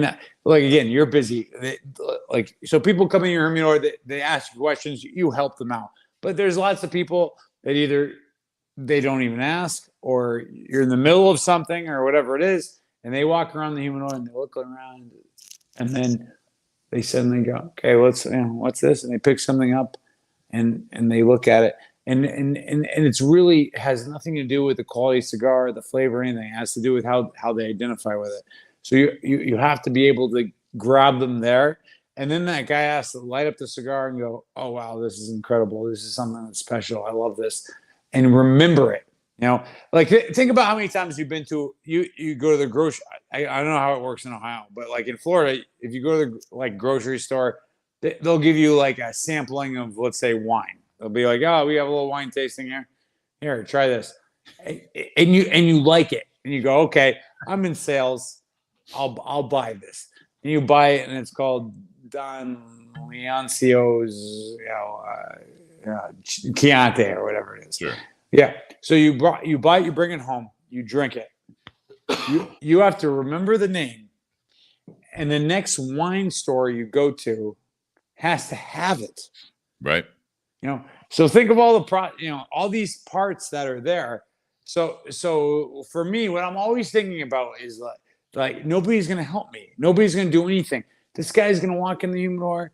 He doesn't know he doesn't know anything. How is he gonna walk out with an Aganorsa Leaf cigar? And so that's really like what we spend a lot of time on, is being out there and having it be recognizable and having it be a great experience. And which is, as you said, you have to have, or you're like, oh yeah, I tried their cigars. It sucked. Right? It was disgusting. Yeah, I mean, think about that. Oh, I tried that once. It was disgusting. That guy's gone. You never get him again. He's over. Yeah. Well, I think that's to you too, Nate. I mean, what do you guys think about this? Is that, when you do something like you did with the rebranding, and I was thinking about this topic, today, and it was like, I think of like rebranding. Like, I think everyone has a personal experience with this, right? If you think back to when you were growing up, and you either you were one of those kids, or those kids that, depending on what age you are, but there were like, the kid used to be, I always think about, like, when you look back, if you're friends with some of the friends on Facebook that you went to the same high school. I remember Facebook like really first came out. Like, so I'm 42 years old, and so like it started coming about, and I'm like, oh, like I'm getting friend requests from people I went to high school with. I never talked to that person before. And then you get that one from like someone like when they were in high school, like they were like into like goth, or they were like a big like jock, or they were like, the big athlete, they were like whatever it might be. And you look at where they're at so many years later, and you're like, that's not who you were. Like, it was who you were then. I was like, I'm thinking about this stuff, and like, that's a rebranding. It was a phase. So I think of that, I thought about that, and it's like, when you have the balls to come and say, all right, I'm going to start dressing different. I'm going to start acting different. It's not necessarily a full rebranding all the time, but sometimes it is. And I think about, like, with the business side of it, is that this is actually a parallel that a lot of people can relate to when you do that. You took a very bold move, Terence. You got hired on, and you went to, the company, including the owner, and says, I'm going to take your name off of, my suggestion is take your name off of it. And this is the guy that, bought the company. He's worth a lot of money. He's a powerful guy. He's doing great things in Nicaragua. And your first suggestion is like, let's take your name off of it. And it's like, wait a second, like, why are we doing it? And I think a lot of times when you're rebranding a company or yourself, it's like, you do have to ask yourself, why are we doing it? Is it just to are things that bad, first of all, or can we build off of where you're at? And I'm not talking about goth. You can't really phase out goth. I think that's a hit or miss. Like, you can go from full goth, like maybe like a little, like you still wear black, but like, less makeup, you know what I mean? Like, that could be something, you know what I mean? You guys know where I'm going with this. I could go on for a long time. Yeah, no, I mean, ease up on the eyeliner. But you went in and you're like, all right, we're like, because someone can walk in that was a Casa Fernandez fan, and maybe not like into, like, they're not reading up on the news of the industry, but they walk into one of those humidors and they're like, oh, you guys don't have Casa Fernandez. But they don't say anything about it. They're just like, oh, and they're not a what's new. You get some customers with a what's new on that, right? Aganorsa Leaf. I've never seen that before. And, so it's like, you have to, I guess, really weigh the pros and cons of, if you change the image of the company, change the image of yourself, whatever it is, like, is it for the right reasons? Are you doing it just to make, because it's relevant right now? Are you doing it because the greater good, in your opinion, long term? Because when you do this, Aganorsa Leaf, the goal now is going forward, this is the company. Yeah, no. 5 years from now, you're not going to rebrand again. It's not like you're going to, like, all right, that if it's not working, maybe, but it's like, all right, I'll be fired if it's not working. Well, he said something to me about this, is that since he's been in there, and I don't know if I can say this, how much sales have been up since you've been a part of it? No, about 400%. 400%. Shit. So it's worked out so far, I'd say, which is awesome. Yeah, but I mean, you went all in again. Yeah, but let me be like, to be fair. Listen, number one, and you have a start. Like, it takes a team. It takes everybody. It takes everybody to do their job, And so I think to give Eduardo credit, like he was not like, the company is my name. That's really important. He's like, we can sell more cigars if we focus on the fact that the tobacco is special. Great. And that's what, and he there was no like argument or anything like that. There was no, like, he was all for it. He was like, okay, oh, you think you can sell more if we focus on this? Great. And so, and that's really important, is that, like, the end goal, you have to have people that are all for overall success. It can't be about like an individual's ego or personality or anything like that. It has to be about like, what are we going to do that's going to make us stand out and be successful? And that was what everybody would, supported it. There was no arguments. It wasn't like, oh my God, you're going to come in here and change the name. Yeah. There was none of that. It was like, okay, well, great, let's do that. And was there any resistance or hesitancy? No, there was not. I'll tell you, like, what, again, one of the reasons I joined the company, one important reason, is that they had been around long enough to see that how they did things wasn't as successful as it could be. And so that really helped. Like, a lot of times you talk to a newer company and like, again, Padron is amazing. Yeah. What they've done is incredible. Like, anytime you hear a company be like, we're going to be like Padron, you go, oh, okay. And you run like hell, because like Padron doesn't have any sales reps. They don't have any, like, they used to, like, they would go to the trade show in Vegas and not even leave a voicemail. You'd call the office and there'd be no answer for 4 days. You'd think they went out of business. Like the things that made them successful are at this point totally impossible to repeat. It'd be like if you wanted to start a car company and you were like, well, let's see how Ford made Model Ts in the 1920s. Yeah. Like, that doesn't help you, like, build a successful company today. And so Eduardo and everybody was like, we know we have a great product. We know that, like, we're making these cigars for other people that are really successful. Our cigars don't have that cachet. We need to fix that. And they gave me the ability to make changes to help change that. And so that was really like, and again, it takes let me tell you something. The most important quality a person can have is humility. It's hard, man. It's like, I travel for a living for cigars. And listen, if somebody would drop a sack of money at my door every, like, week and I didn't have to travel anymore, I would be like, great. That's I want to work with you then on that. Yeah. We'd be on the same page. Sack of money. Yep. Done. Yeah. See you next week when you bring more money. That'd be great. Like, that hasn't happened yet, unfortunately. So I have to travel. But, like, I would say one of the most important things from traveling is I travel, and everybody, if you go online, remember, you click on, you like certain picks, they send you more picks, and you get in this kind of world where you're like, oh yeah, everybody loves me, everybody thinks I'm great. When you travel around, and I go in your store and I see the challenges that you have to deal with, and you start, and you see consumers, and you're like, oh, have you heard of Aganorsa? No, I haven't heard of that. Literally, I can't tell you how many times I've had to go down to, like, have you heard of Romeo and Julieta? Okay, yeah, I've heard of them.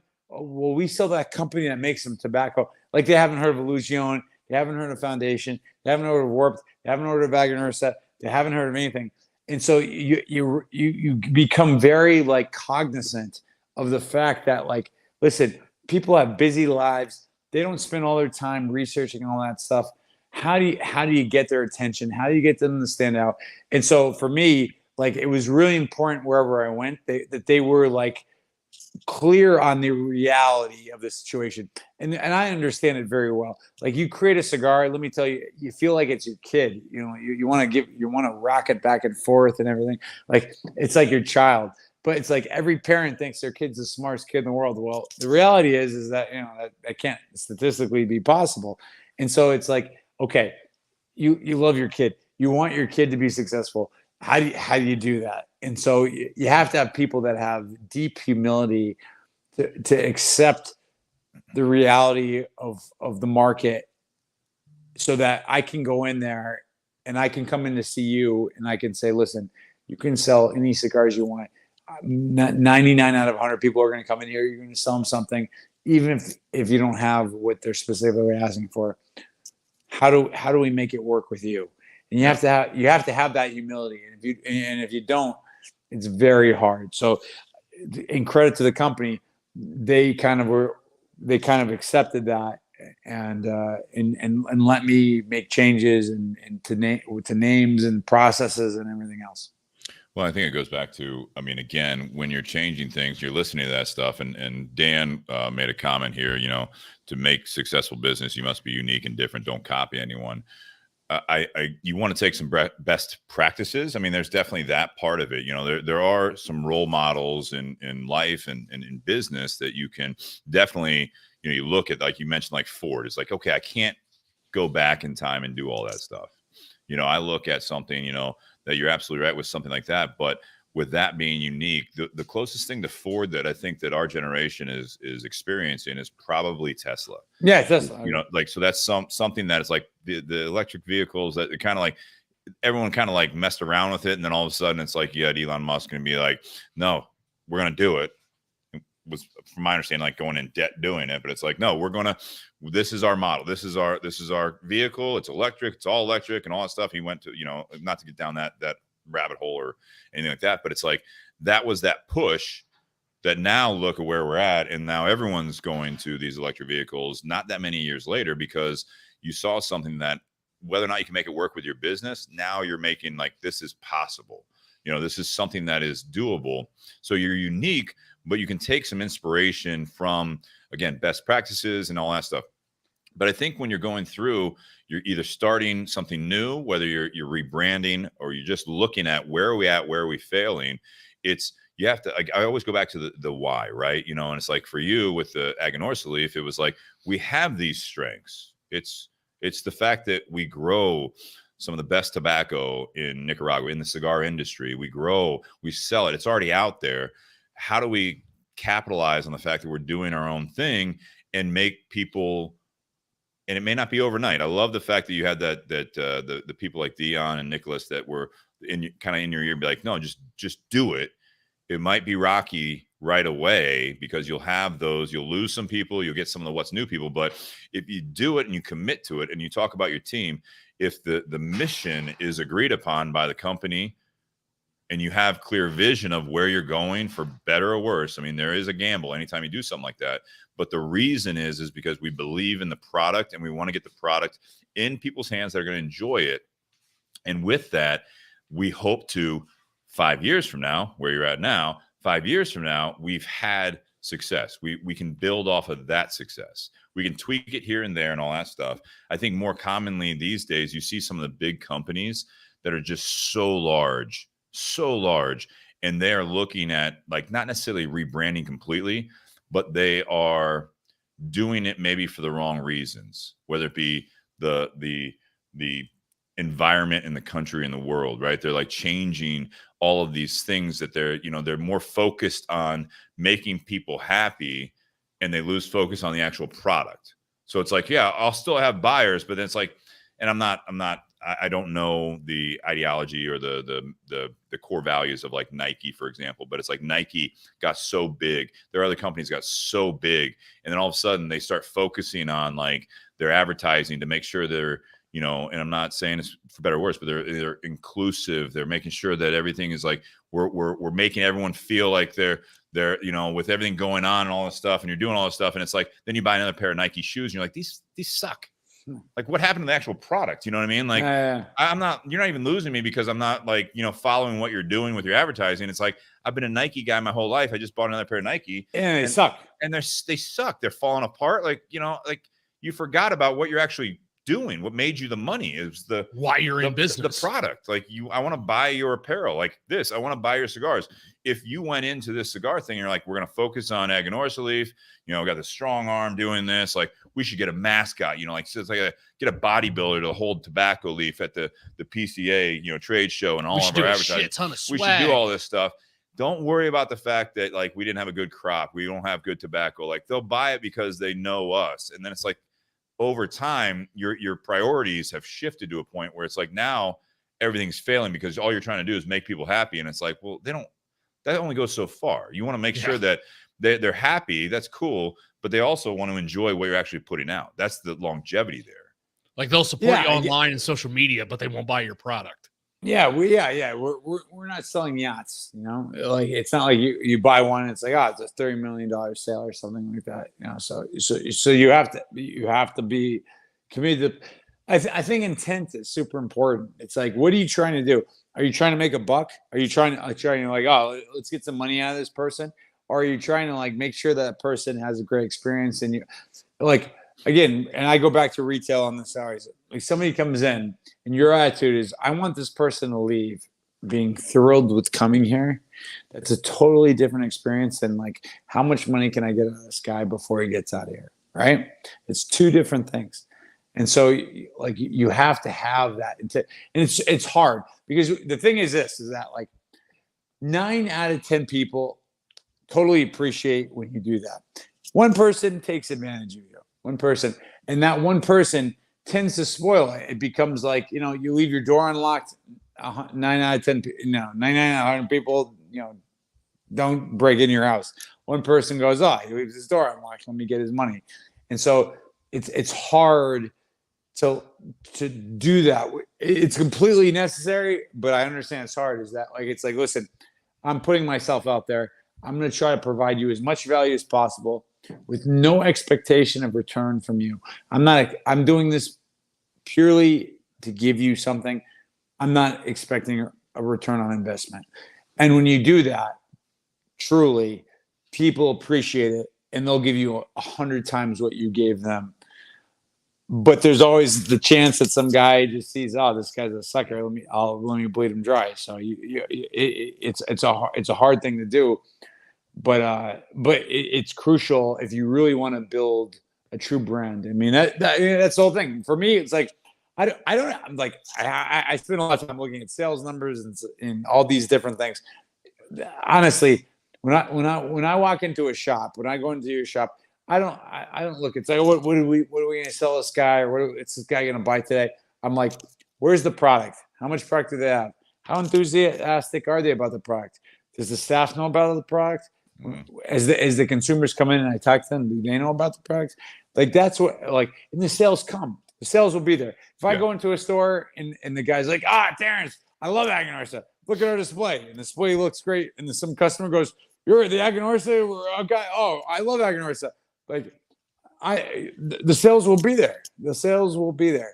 Like that's what I want. We want to build passion. The only metric of success is passion for the product. And that's what I'm looking to build.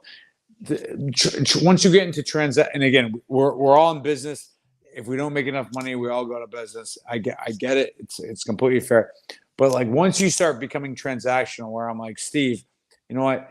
If you don't buy this much, we can't do this for you, and we can't be your friend or whatever it is. Right. Like now it's okay. Who's going to give me the best value? You know, it's a transactional deal. We're not business side on that, you know, on the retailer side, right? I mean, again, same thing on the consumer side, you know, people buy for different reasons. They typically buy from people they like. But again, it's like, if you're only running a business, you only buy cigars, whatever the widget might be, you only do that because it's on sale, or I can get like a 5-pack of Aganorsa Leaf cigars with an extra 30% off. Like that's the only reason I'm going to buy it. It's like, well, you don't care necessarily as much about the integrity of the product. You're looking for a deal. Yeah, you don't, and we're going to lose. We're going to lose that. You don't want all the customers. Yeah, you got to have that attitude where you don't want all the customers. You don't want all the friends. You know what I mean? Like that's another thing. You know, in the Facebook world that we've had, you want all the followers and friends and all this stuff. It's like you want in business. You want to, like, you're in it to make money. So you want customers that believe in the product and that are going to buy because they enjoy the product. If you're just doing it, I mean, yeah, you can do the fly by night, or you can do the quantity over quality type thing, but it's like that only gets you so far. There are a lot of people that are very successful at, don't get me wrong, very successful at quantity over quality, and it's literally like pennies on the dollar, and it's just like I'm gonna keep churning, and they get enough volume to do well. But I think there is something to be said with what you're saying is the passion and everything else. Again, you can have all the passion in the world and your cigar sucks. I mean, it's just you need to prioritize the other side of it too. Yeah. Like you have passion, but maybe you should have passion directed towards the good product. Yeah. Your passion might get that first sale, but it's not going to get the second. Yeah, absolutely.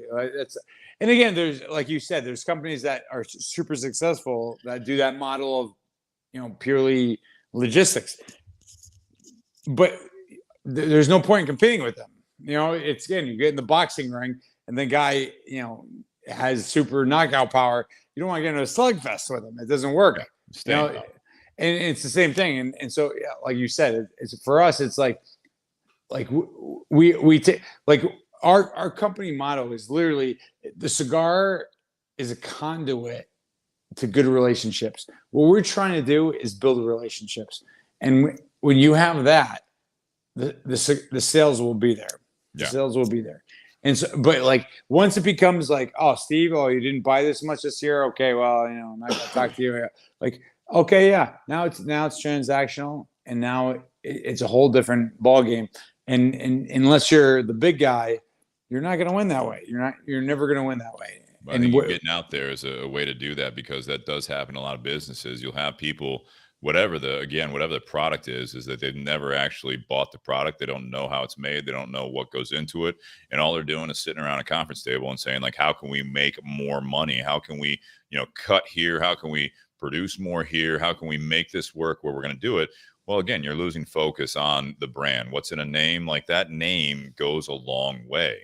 Bro, your name is, that's all you got is your name. And I say that as a personal thing. Like, all you got is your name, man. You don't have anything else. And again, if do you think people are buying Fuente because of the deal, or Padron or Davidoff because of the deal?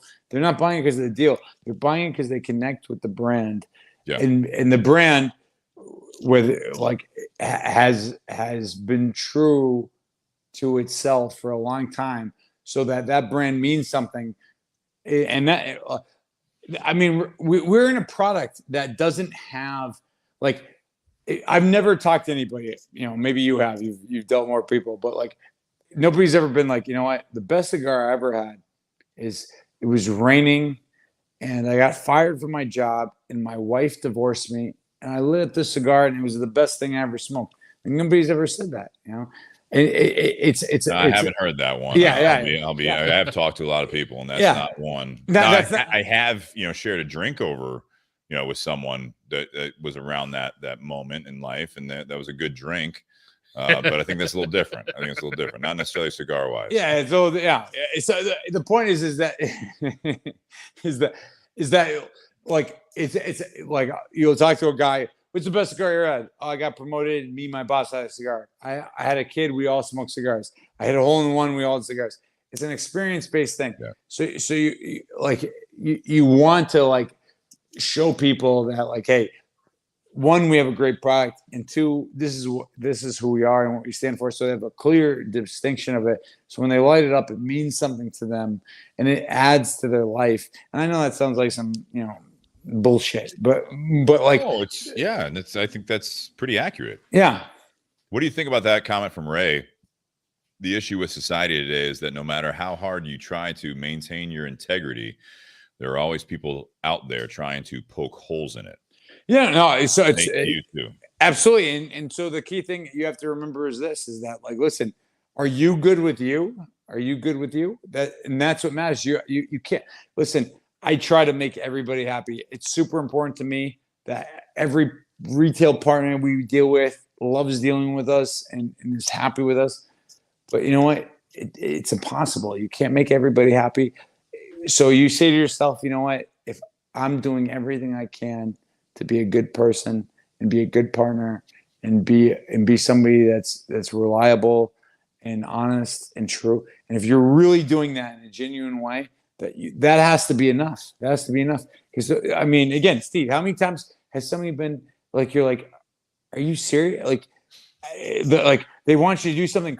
Hey, can you give us a bunch of cigars because we feel like smoking them? Oh, hey, or they come in. Hey, can I take these cigars that I bought online and smoke them in your shop?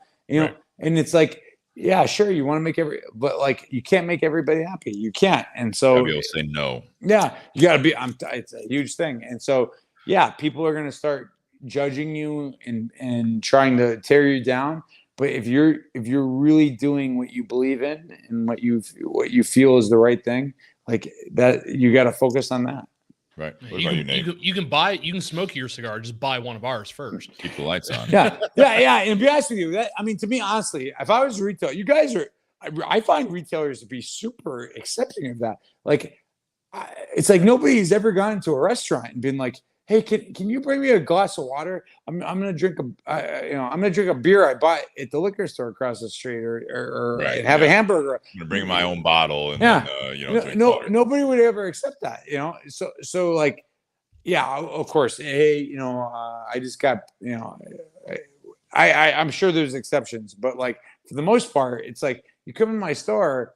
You want to sit here and smoke a cigar you bought someplace else and not buy anything? I mean, that sounds crazy to me. So, it's one of those things where you just have to be like, listen, I'm sorry you're upset at me because of that, but I mean, I don't know. You don't want all the business or the customers. You want the ones that mutually agree on what the transaction. You keep using transactional. It's like you want the customers that are going to keep the business alive.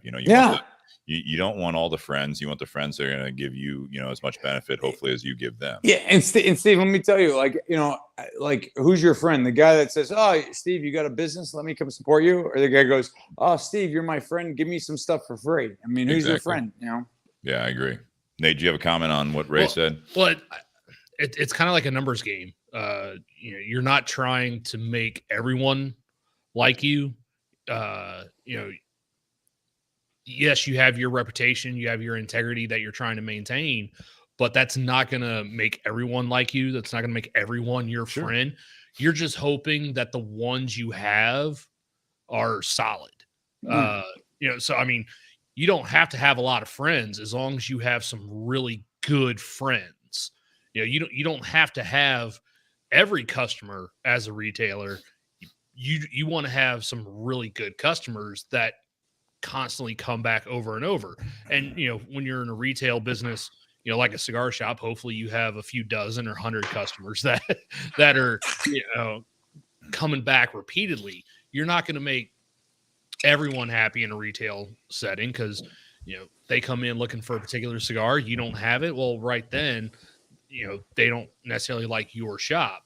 But if you can still make that experience a pleasant experience for them and find them something that they do end up enjoying that they've never had before, that's a way to, now you've made another customer. Initially, you weren't the shop for them because you didn't carry the one particular cigar that they stopped making 10 years ago.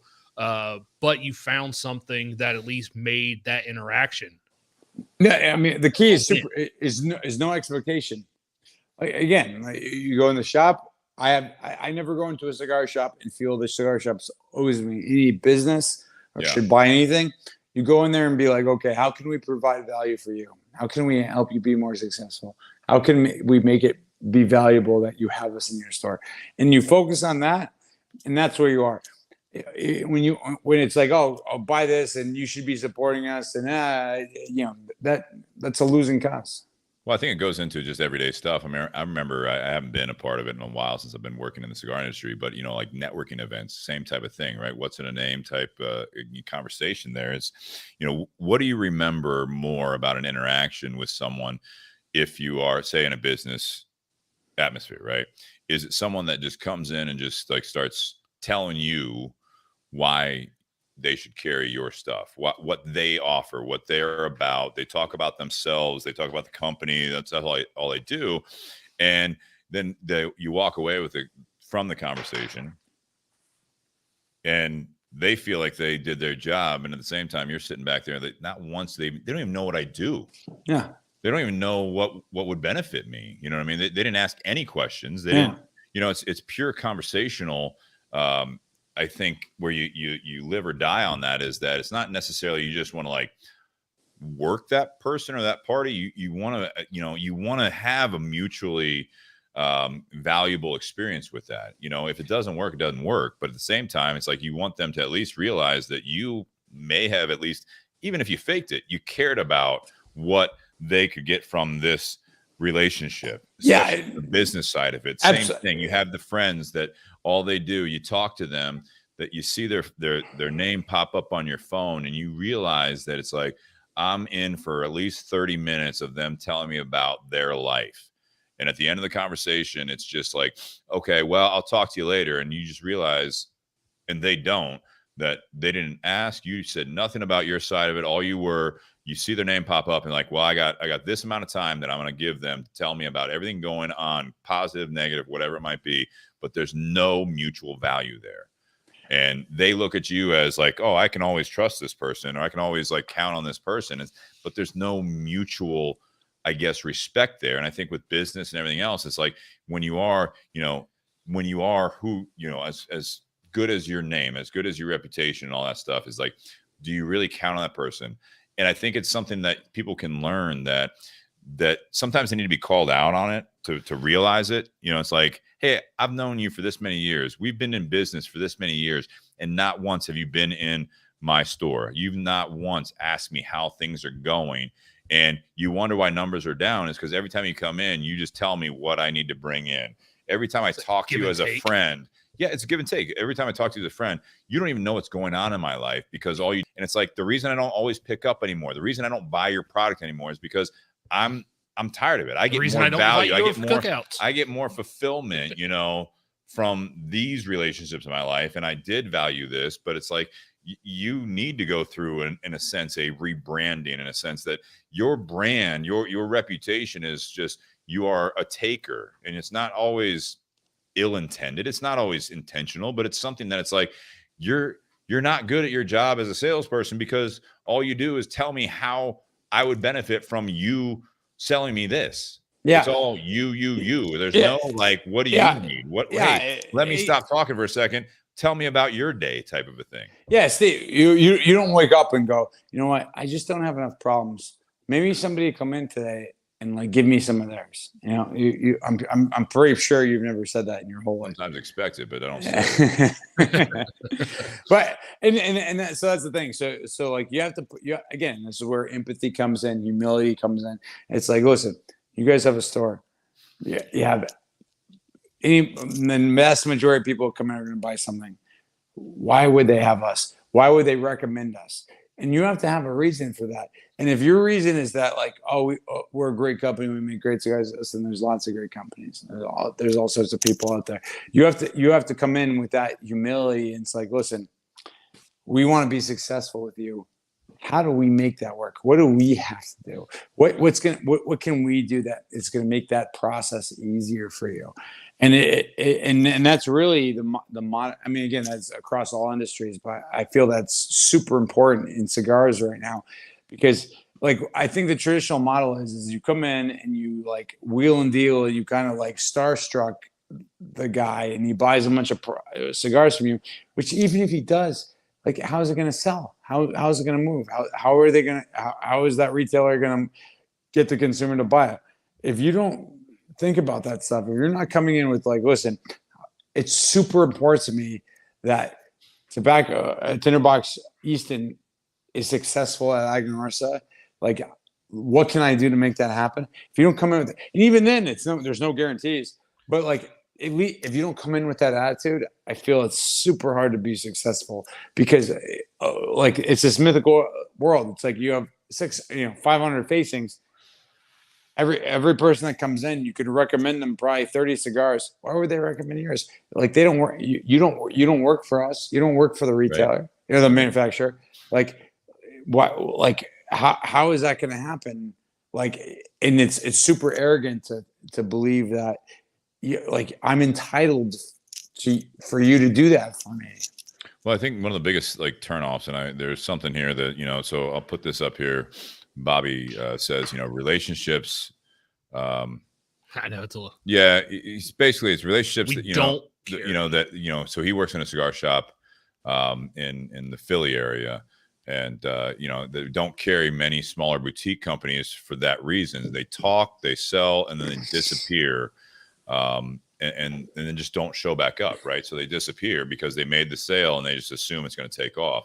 I think it goes back to what you're saying too. You walk into a shop, and if you do your research, you know, with any business or whatever, like what is working, right? So you see a shop that's been around for how many years? You don't necessarily know they're successful, but at least they're still there. You know what I mean? And you hear the reputation of that, and it's like, what's been successful? Why?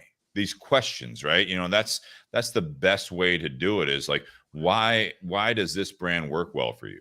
You know, you start, you know, you don't necessarily be like, all right, so they give you like good deals. Okay, like I can give you this deal. It's not necessarily like matching it, but it's like, okay, let me learn about what you're doing, what's successful. And I think the bad salesperson a lot of times is just like a bad personal relationship, is that they come to you only when things are bad, right? So like this is like what's bad for a salesperson in your shoes, Terence. I think this is very, again, a lot of parallels with a lot of other industries, a lot of areas of life, is that you're coming in to try to benefit from it, right? So you go in there, things are bad. You don't have a presence in the store, or sales are down. You go in with the attitude of like, I just talk to you when things are bad. That's very exhausting. Yeah. It's very tiring. It's something that you're just going to keep turning that other party off. It's like all they do is they show up when things are bad. Just come to me when things are good. Give me a call. Like, hey, you know, like, hey, I had this, like in cigar industry. They only come like, to me when hey, I have need these, whatever, like Aganorsa Leaf polos. Can I send you guys some stuff? Thanks for everything you do. Like, that's great. You know, we don't need polos. I'm just saying, like, it's just like something nice. It's like the same thing when that friend calls you or whatever. All they do is they call you and you're like, what went to shit now? Like, what's going on? You know, they don't just call you to be like, hey, I saw on Facebook that, you know, like you got a new job, you're doing this. Like, I just wanted to reach out and say, like, good for you. You see the number and you go, oh, what now? Yeah. What now? Yeah. The what now people in your career, your life, like all that stuff. You're like, they only reach out when things are bad. I'm going to try to help them, but it's like, they're not going to listen to me anyways, you know, like, and they're not going to ask me how my day's going. They're not going to ask me how sales are going. Like, why are we down? They're just going to tell you how I can get better for you. Like that's not productive.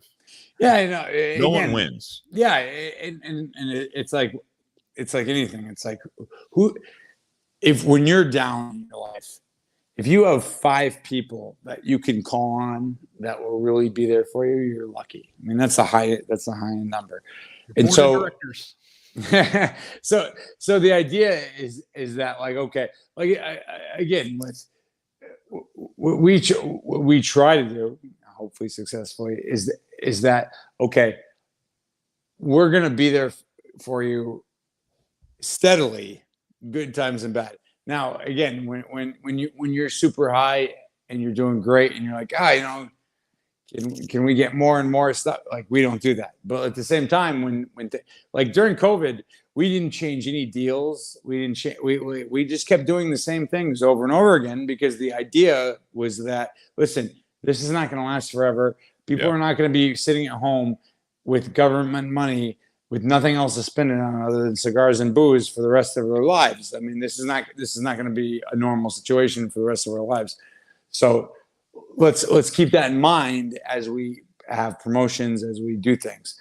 And yeah, I think for my goal is always, when I come in and see you or any other retailer, I want them to be like, Terence, oh yeah, he's coming to see me. It'll be a great time to see him. I want to have a great conversation, have a bunch of laughs, have a bunch of things. And yeah, again, like, I get fired if we don't do business. We'll do business, but I don't like.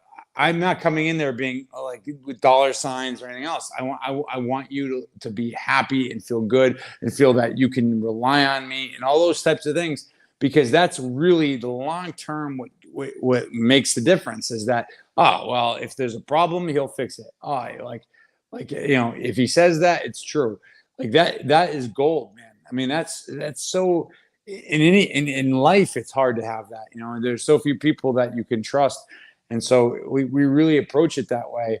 Why is that? Why do you think that is? No, there's so many people in life you can't trust. I think if people take a short-term approach, and I think people have, you know, again, I'm not a psychologist, so I can't really speak too well to it, but I think that, like, in your opinion, though. Like I think people are short term. I think people see things short term, and they see, oh, I'll grab this, and this is good for now, and that's that. And again, I think it's like I try to approach our relationship with our retail partners like a marriage. I try to have it be stable and mutually beneficial, and a partnership, and something that grows over time and becomes more mature. Like that's how I see it.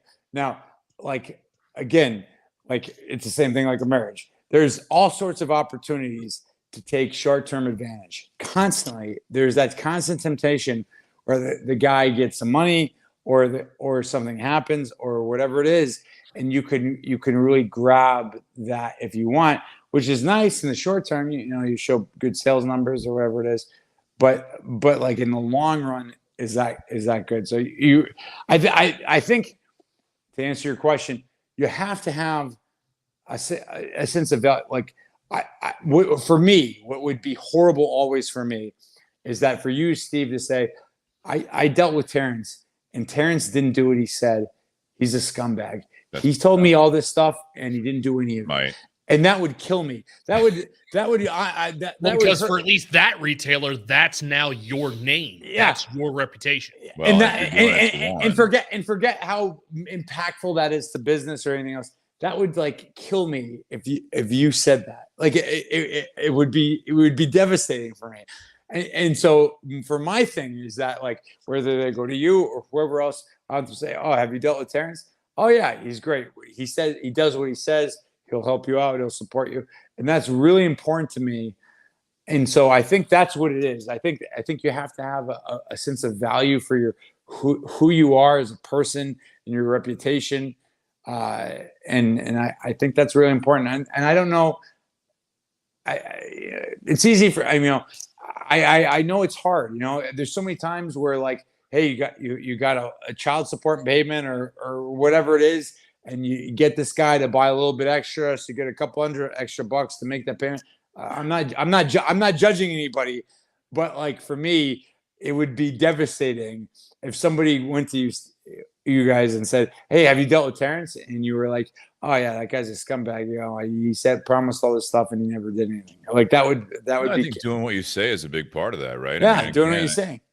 I think that we're going like with the, that's why I kind of framed the topic of what's in a name. We talked about, like, I think this was a great segue in a sense, or it's very relative about you rebranding a company, but it's you see the shortcomings. You ask, why do I need to change certain things? It's whether it's sales, whether it's your personal relationships, whatever it might be. But I like the tie-in you were saying about the marriage thing, because we do talk about personal relationships in part 2. A lot of this, again, as you're getting to know now, this is a little bit like part 2 is at the end of the night at a cigar shop, or you guys hanging out with friends, and it's like you start figuring out life, and someone's got something going on, and everyone like has the whiskey wisdom and all this stuff. I mean, that's kind of the framework of this show, for better or worse. But I like the whole thing with the marriage and the relationships, is that you're absolutely right. I think the biggest thing is that you don't necessarily just also stop doing what you're doing. What gave you the reputation? What gave you the name? What gave you,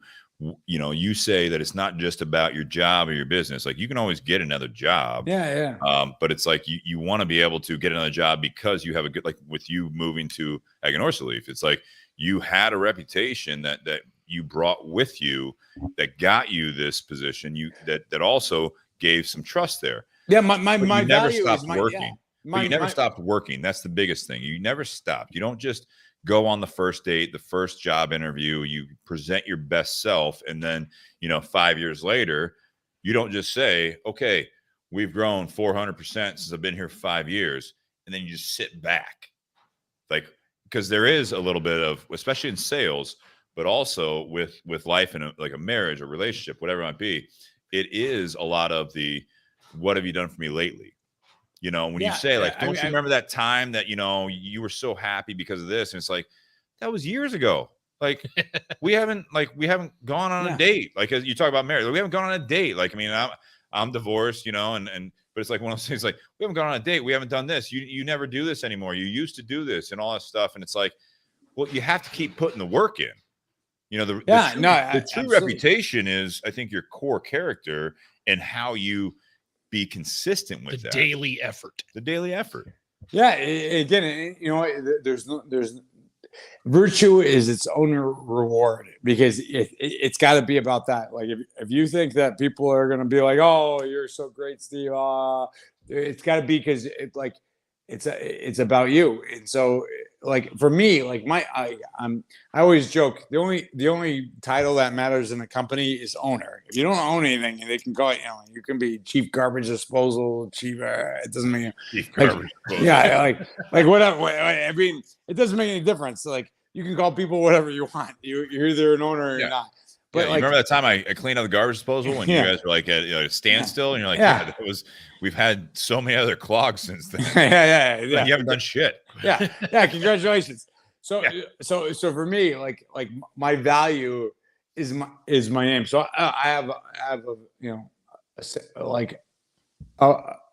I have two things. One is my own personal sense of like, I want anyone that ever dealt with me to be able to say, listen, he did what he did. You know, like they might say you would do exactly. Yeah, like huge reputation. Yeah, that's a huge thing, and so that's my value. You know, is that if I work for you, they're like, okay, if we work with this guy's going to do what he says, and if we make a deal, he's going to fulfill it. And I know that sounds like simple things, but and the reality is that like that's what people like.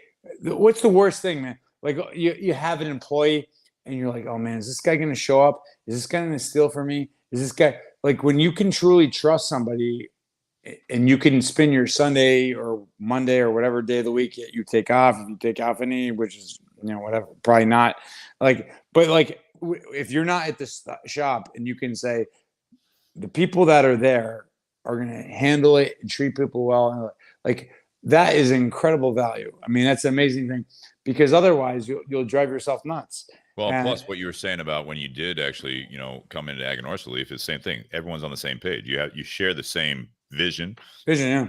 Whatever your role is in that vision, you know, you are that best garbage disposal manager, or whatever you want to call it. I mean, like that's what you do. You take pride in that, and you know, it's like if you aspire to be something else, then you got to keep doing what you're doing, as long as, again, it's reciprocated. Just like in any relationship, it's like you can be the best at what you want to be, or whatever you are, but if it's not reciprocated and it's not coming from the other party, whether it be your boss, the owner, whether it be your significant other, whatever it might be, it's like if that's not reciprocated, the appreciation and also a little bit of effort the other way, that's also short term, right? I mean, that's not gonna be a good working relationship. Yeah, no, it's a partnership. We always talk about that. Is that like you need to have both parties.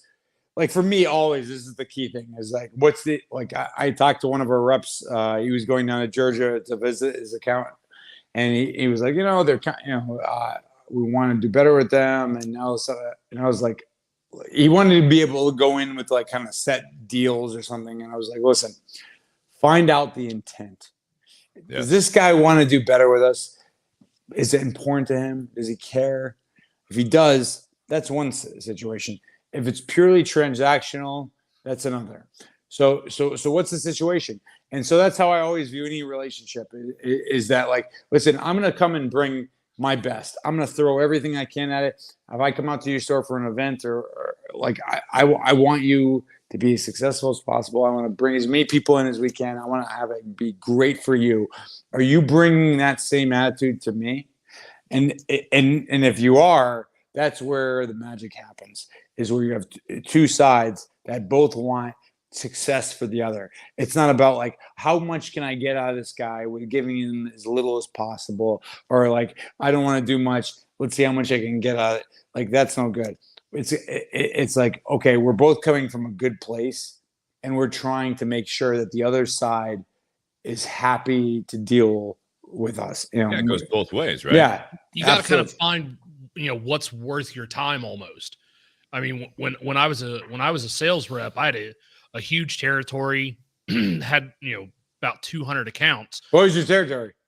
I had 7.5 states in the Midwest. That's a lot of states. Yeah, it's a lot of states, a lot of driving. obviously there were some accounts that were better numbers wise than others. But when I would go to a territory, like when I would have to go to Chicago, there's a ton of accounts in and around Chicago that I couldn't even hit everybody every trip.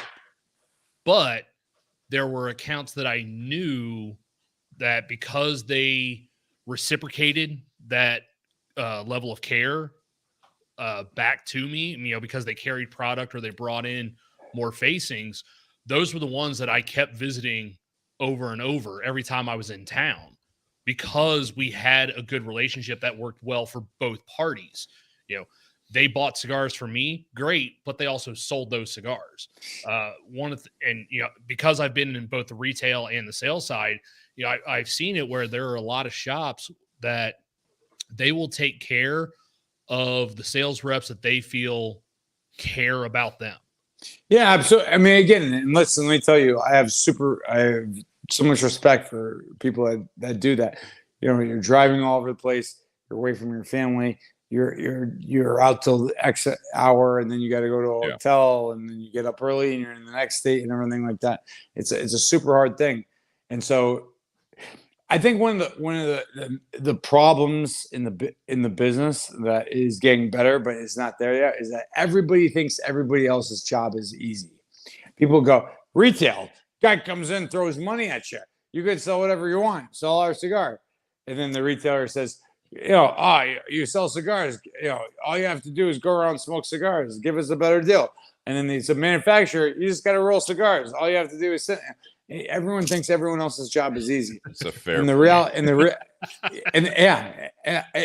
reality is everyone's job is hard, man. Everyone's job is hard. Retail is hard. Being a sales rep is hard. Manufacturing is hard. It's all difficult. And I think when you approach it adversarially, we're like, oh yeah, what I do is hard, what you do is easy. Then it creates this like animosity. Friction, animosity. Whereas if it's like, listen, but we're both working to the same cause and we're working really hard, and it's difficult for both of us. Like, think how much harder you work for that guy that respects what you do and how hard it is. It's a different thing. Why do you think that, like, in this industry, Nate, you were a traveling sales rep, and Terence, you have experience with all of this. Is there is a bit of a for those that are good at it, especially, that at least they show their best face and they enjoy it when they're in there. They don't show the wear and tear of the job, the road and all that stuff. But they are, in this industry, there's still a bit of it. It was a lot more, I think, a few years ago, but it's getting back to the point because everyone's enjoying it post lockdown and everything else. But they're rock stars when they walk into a store, they walk into an event. Like, it's not just the fact that they might give out some good deals, all that stuff, but it's like, man, there is the appreciation. They don't realize what they're going through, but it's like, it's just like a professional athlete. You watch them on Sunday, you watch them, perform at at game time. And it's like all the work that went into before they are there performing. That's the thing. All the work behind the camera. The appreciation could go so much further when it's like you come in, and then if they find out, if you've been on the road or, whatever it is, that you just played this many games, or it's like you talk to a customer, you talk to an employee, and it's like, no, like, dude, it's been a hell of a week. I got my own personal life going on. I got all this stuff. But when I give you my attention, I give you my attention. That's so, so valuable. It's so impactful. Yeah. It's like you don't even question it. It's like they are that rock star. And I think that happens a lot of times. Like, yes, it's every once in a while you break down, with someone that you're really close to, significant other, confidant at work, or your boss. Like, it's just like, no, dude, just lay it out. You're giving me good face. Tell me the problems.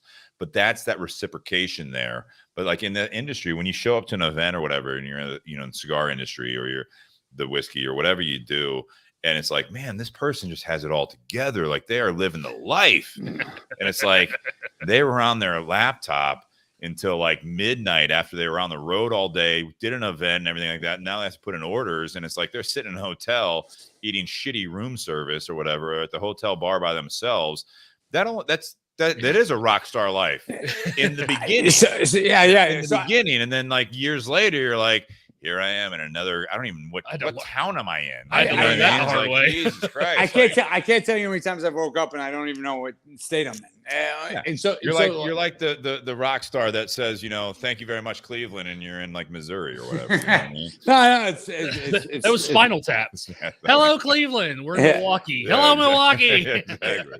Exactly. It's true. I mean, there's a rep in the Chicago area. He used to joke when people would be at an event and be like, I wish I had your job. And he would say, oh, so you like golfing? I love golfing. And you like spending time with your family, going to their soccer games and everything. Yeah, I love that. It's like, well, give all that up. And give it all up. We're hiring. Yeah. Great. You sound like you're gonna work for us. And it's like, oh, wait a second here.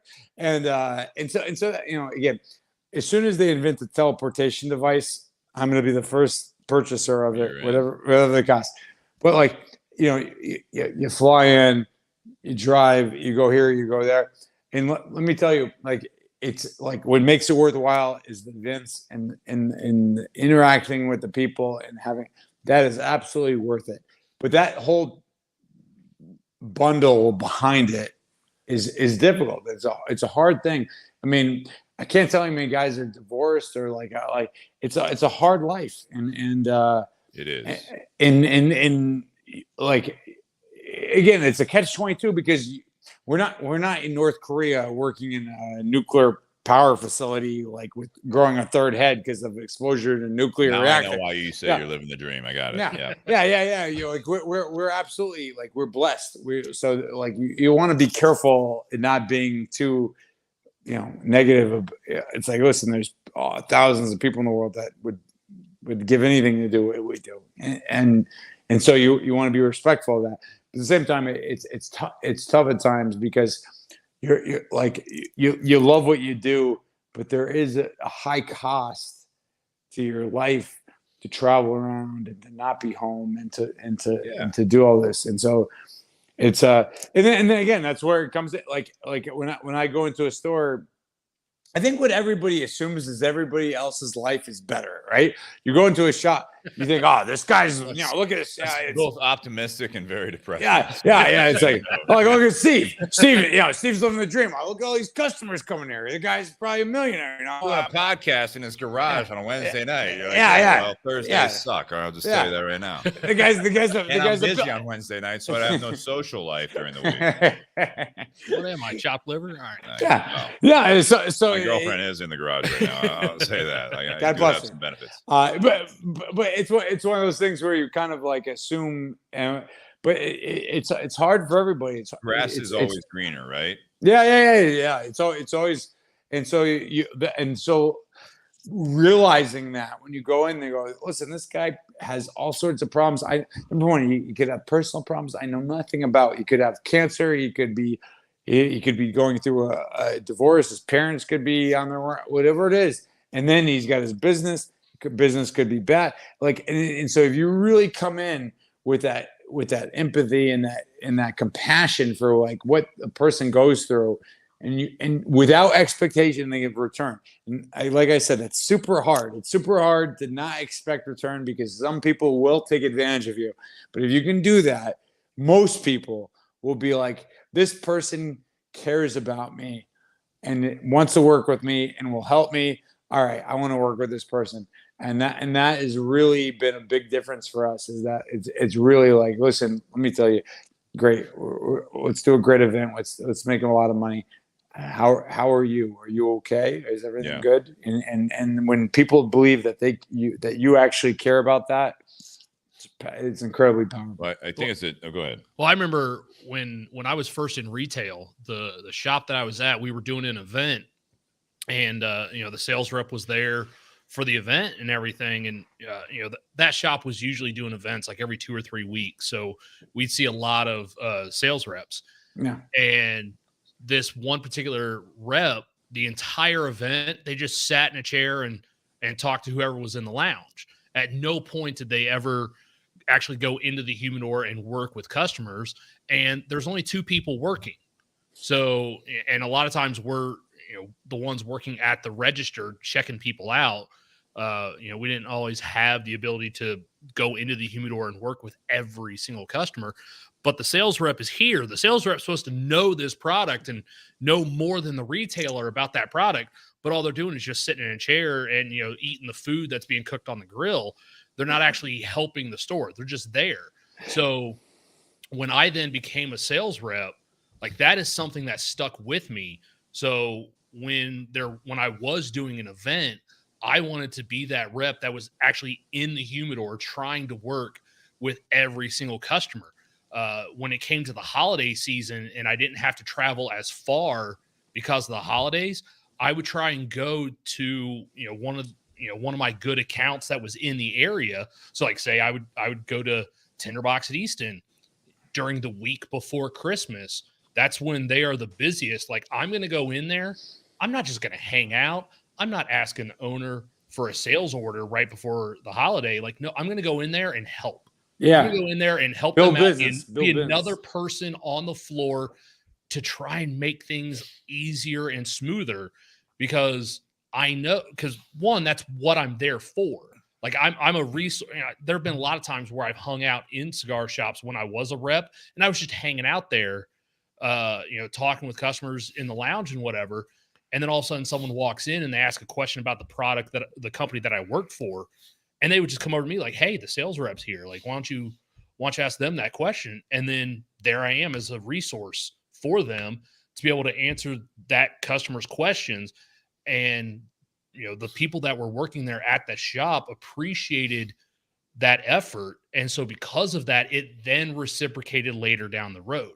It may not have been immediate, but but that stuck in their mind that I was there to help them out when things were busy or help answer questions. Like I didn't just sit there and deal with the owner like, hey, you got an order for me, and then just do nothing and just hang out. Like I'm a sales rep. I'm working. That's part of my job, is to help you. Well, you add value also to that account, right? Yeah, exactly. Yeah. And again, like even like, so in terms of who shows up, like I don't have any control. I don't know how many people are going to come to the event, but like whoever comes in that humidor, I'm going to try to get them the right cigar and try to show that I'm doing my part to make sure this store is successful. And again, like even if you don't have a good event, if they see that you're doing that, super powerful.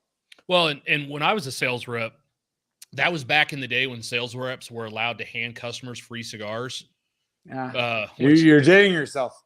Yeah. The FDA has since said, no, you can't do that. Like you can give free cigars to the shops and stuff, but you can't give customers free cigars. And I was hanging out in a shop in St. Louis, and I was hanging out there for about 30 minutes, and there's half a dozen guys in the lounge. And finally, one of the guys looks at me because I was the new face, and he's like, well, what do you do for a living? I was like, oh, I'm a cigar rep. Like, oh, what do you, and his very next words, oh, what are you passing out? And I literally looked at the guy and I went, I'm not passing out anything. And there was this shock on his face. Like, really? You're not going to give us a cigar? And I had to explain to him, I was like, look, there's 7 of you hanging out in a cigar shop. If I give every single one of you a cigar, you're going to hang out here for another hour, hour and a half. You're going to smoke that cigar, but you're not putting any more money in the register.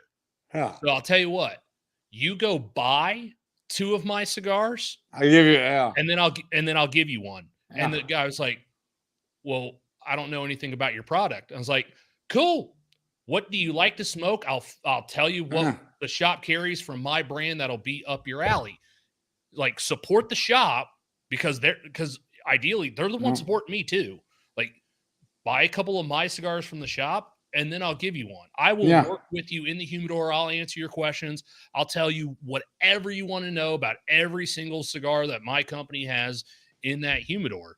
But don't just sit there and expect a free cigar. I think that's something that for a while there, consumers got a little too comfortable with. Was anytime they walked into a store or hanging out in a store, and a sales rep came in, they expected. And and it's like, well, if you're a sales rep, like, do you really want to go back to that store if every time you go there, you're just constantly hounded for free shit? Same thing when you're actually dealing with the person buying the product. Like if every time I go to a shop, and the owner of that shop is only asking me about what I can do for them for free, like how much is that actually benefiting me? Like, again, value added on both sides of the equation, right? yeah. I mean, like, hey, we're doing the normal deals that we usually do, but there were times where, say a certain product, a certain cigar, suddenly, we didn't have all that much in it in the warehouse, and so the people in the warehouse would actually, or the people in the office would actually call up sales reps in the territory and be like, "Hey, we only have 50 boxes of this cigar in your territory. You've got 200 boxes on order. We can only send out 50 to your territory. Who do you want to get it?" Yeah. I'm going to sit there and look at the people that have actually taken care of me and be like, I want these shops the highest up on the priority. Yeah. Because they have taken care of me. They haven't been the ones constantly asking me for free shit. Yeah. I'm like, these people are willing to pay for the product. So give it to them. Well, it goes back to what Terence was saying on that, where you have a friend that owns a business or whatever, and they come in like, are you going to support me, or are you going to ask for a discount? Or are you going to ask for free shit? You know what I mean? It's like the same thing. It's like, that is a very short, and I think that's the biggest thing that I've taken from a lot of this conversation is that, Terence, you said that is like, you think it's like a short timeline, right? There's a lot of relationships that it's very short-lived. It's that instant gratification. It's the, what can you do for me type attitude where, I think that goes back to what you were saying about the cigar community with cigar shops. It's very different. You come in, like you said, can I give you a water? Can I give you a coffee? What you want, a cigar? You know what I mean? Like, you're the cigar rep, and I don't know how many shops you've gone into that someone actually offered you a cigar. No. I mean, it's very rare, because it's like, but then there's the moment where you go into, like, say you go into something else as a customer, consumer. You're not a salesperson, but you think that way, right? So you book a hotel or whatever, and you walk in and there's no one at the desk, and you're trying to check in. You're tired from traveling, and you're sitting there and you're like, geez, like, man, I heard good things about this hotel. There's not even anyone here. And they finally walk up and you're like, it's super short, right? Can I help you? Yeah, I have a reservation. I'm trying to check in. Oh, okay. What's your name? It's just all that. That's all you get. Or you walk in and they're standing behind the desk, and it's like, how you doing today? And it's like, oh, are you checking in? Are you doing this? Like, how was your trip? Like, do you need a bottle of water? Or like, I don't know, you've been traveling. And it's like, oh my God, this is amazing. It's like, that didn't cost shit. Like, it's a bottle of water that's already there. Like, it's not out of their pocket. You know what I mean? Yeah. And it's like, like, oh, by the way, it's like, oh, is there anything else I can do for you before we process this? Like, all this stuff. And you're like, you walk up to your room and like, man, that was really good. The value that might come from that small interaction, that on small both sides, though, you enjoy it and you talk about your vacation. And what are you going to say? Like, oh, yeah, I was exhausted. It was terrible check-in. The room wasn't the way I wanted it. Like, all this stuff wasn't. Or do you walk in and you say, man, they were super nice. If you're ever going down in this area, you need to stay at this hotel. That's how that works. It's invaluable to both sides of it. And on top of that, it's like, I was going back to, what you were saying, Terence, that old saying, right? If you do what you love, you'll never work a day in your life. I've said it on the show before. That's complete bullshit. Yeah. Because it's always going to be work. At some point, it's going to be work. Yeah. Oh, I love cigars. I love talking to people about cigars. I love doing events and all that stuff. It'll be work. It may not be at first, because you're still in that honeymoon phase, euphoria phase, and all that stuff. It's like, same thing when if you're dating someone, you're like, oh man, this is so exciting. Like, we get each other and all that stuff. It's like, but it'll become work. Eventually, there's going to be a bump in the road. I still go back to what you brought into the conversation, Terence, and I do want to kind of close this out here with some closing remarks from everyone on here. But it's like, when you're talking about the marriage side of it, it's like, I think that if you are dedicated to someone, if you're dedicated to a job, a career, if you are going into creating your own business, or in your, obviously experience, Terence, if you guys have been listening for a while here, is that, you come into an established business, you go in there everyone's got history. Everyone's got this past, and it's like, things are good, but there's a good chance you wouldn't be there if everything was perfect. You are being brought into that situation a lot of the times because there is a need. There is something that is lacking. And you come in guns a-blazing, and you're trying to just really benefit everyone. I look at this as like your reputation, the brand that you bring in. Sometimes you do need to rebrand, but I think there's a big part of this is that once you rebrand, the solution is not always to rebrand. It's not always about like, what can we change? Do we change something slightly? Do we do it because of the outside factors, the outside threats of our business? Or do you do something like you, Terence, where you come in, you rebrand it, and you really stick to the plan? Terence, what do you think? Yeah, it's a tough thing. I don't know. Okay, Nate, how about your closing remarks? So when we talk about what's in a name, the first thing that comes to my mind is reputation. Because I think I think reputation's big. No, reputation is huge. What's in a name? Yeah, exactly. Topic. I mean, and I was thinking about, when you work for a company, how you work, how you act, behave, that is reflective on who you work for. So, I mean, you have to remember that when, so if you're in the cigar industry and you're traveling around and you're meeting other people in cigar shops and you act like a dick every time you go in a cigar shop, that's not going to reflect only on you. That's going to reflect on the company you work for as well. And that can have a very negative impact. You don't necessarily realize the footprint that you have on, the people around you and who you work for. And what, you couldn't just say it. No, keep talking. Anytime my wife and I travel, the thing we always try and do is we want to find a cigar shop, and we want to find a cigar shop that has good people. And because my wife and I know if we ever get separated, we can go back to that shop. Like, we'll just meet up at that shop because I don't know how to work that in. Because, Terence, you've probably been to, dozens or hundreds of shops. So, there's always a certain,